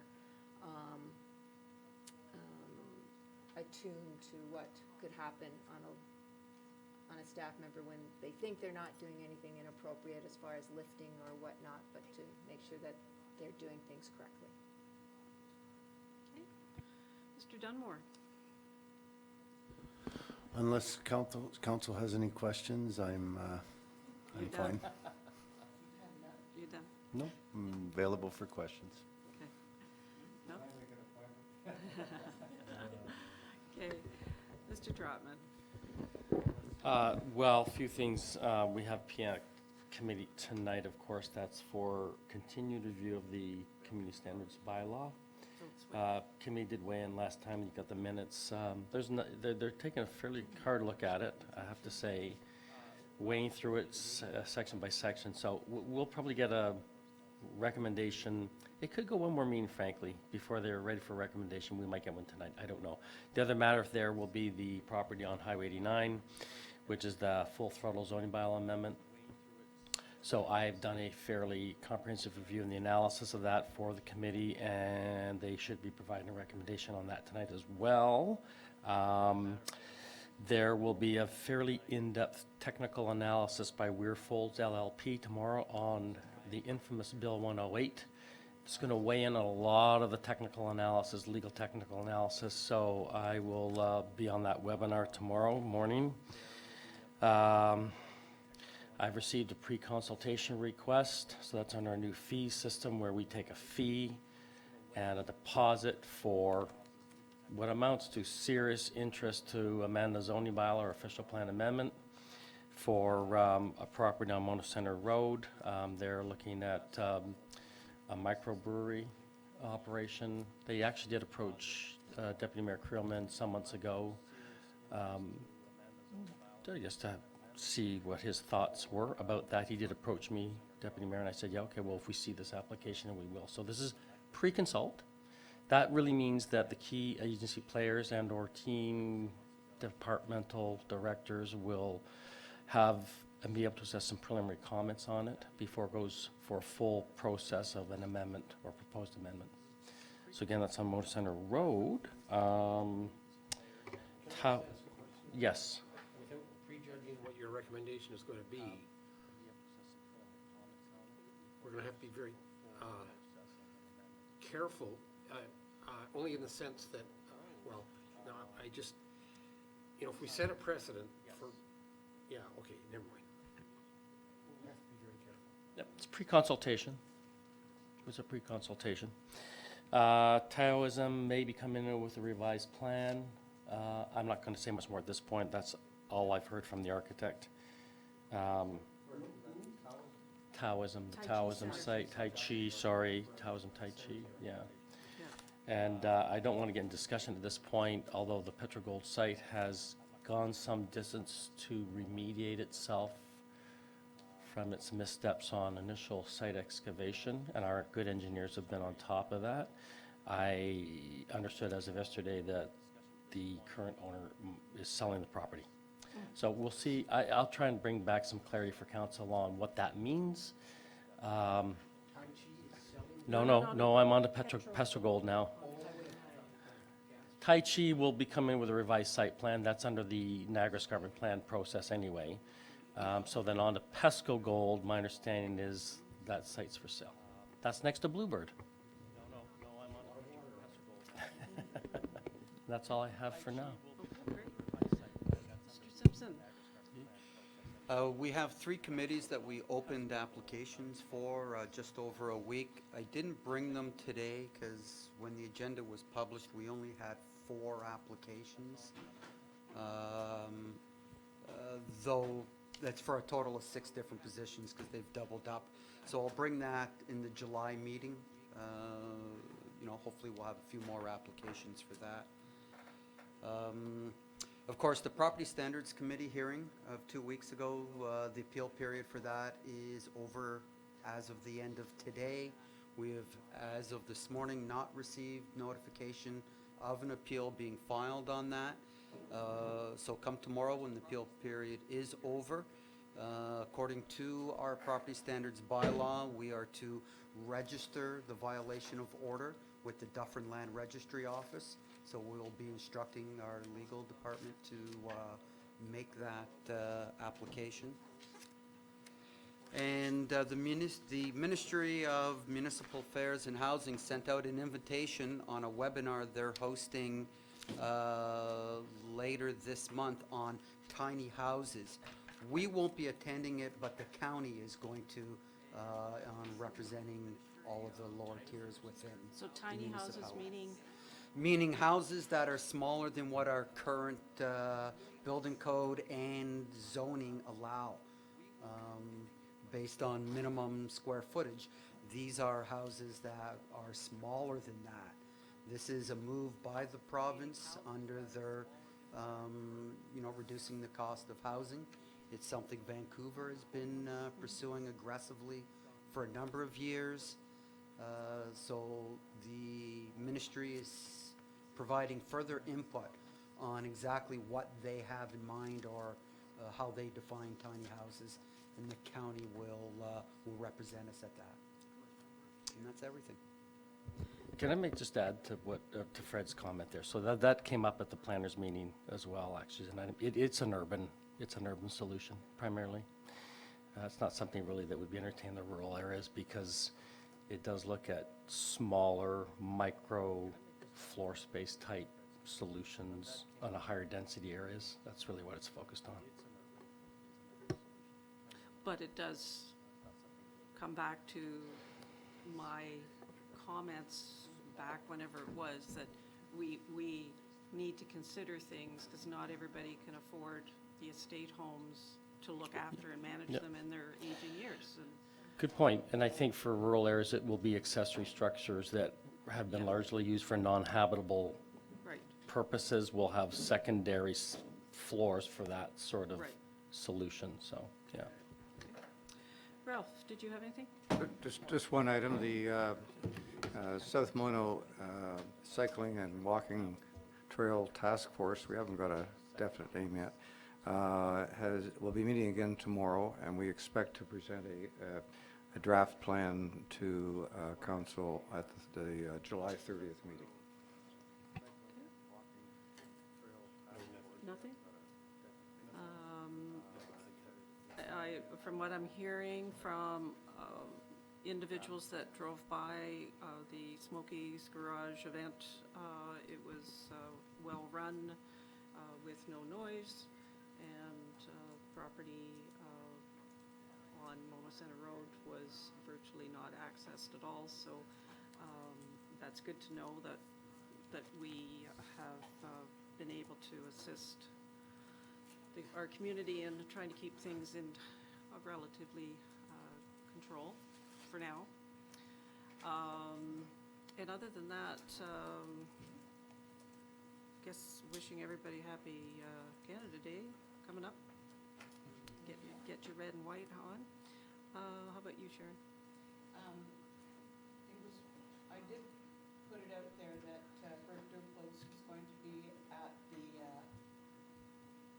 at a meeting on the 17th, and it was very valuable. And I can't believe I've been on something for 4 years, and he had brought a whole lot of new things to, and he's a very good speaker too, so if you get an opportunity sometime, it would be really good. The Physician Services and Retention Committee, which has nothing to do with Mono, but I am on that, and I did invite Councillor Manctolo, and I think that he had quite a good conversation with our Lynn representative, David Pearson, and we're kind of at a scary moment to me to know which way we're going and how this is all going to work out. The next, of course, was the water course, and I have to say, Mr. Dunmore, I am so glad that you were in charge of this, because this really kind of can scare you. And, and really well done. I did sit beside Mayor Curry, who informed me occasionally how many pages were left. And it was that made life quite interesting. Oh, I did forget to mention Dad for Plaid, and that was a great day. I really enjoyed that a lot. We did the Headwaters House Tour, and most of the homes were in Mono. Fantastic places. And, yeah, that's about it. We had a discussion in Amaranth about the situation with the Orangeville Fire Department. And in the end, I think, yeah, Les and I both agree that the other East Gary rep and Amaranth rep were pretty much on side with flat rate. I think they have councils to deal with and everything, but that's really good. And that is it. Okey-dokey. So if there's nothing further, we'll close off. That we introduce, and first of all, I want to acknowledge Jim. As always, stayed till the end. Way to go. That we introduce and give the necessary readings to a bylaw to confirm the proceedings of the Council of the Town of Mono in Session 12-2019, held on June 25th, 2019, that be signed by the Mayor and the Clerk and sealed and grossed in the bylaw book. Moved by Mangtalo and seconded by Nix. All in favor? Carried. And we adjourn at 2:10 p.m. And that's moved by Nix and seconded by Mangtalo. All in favor? Carried.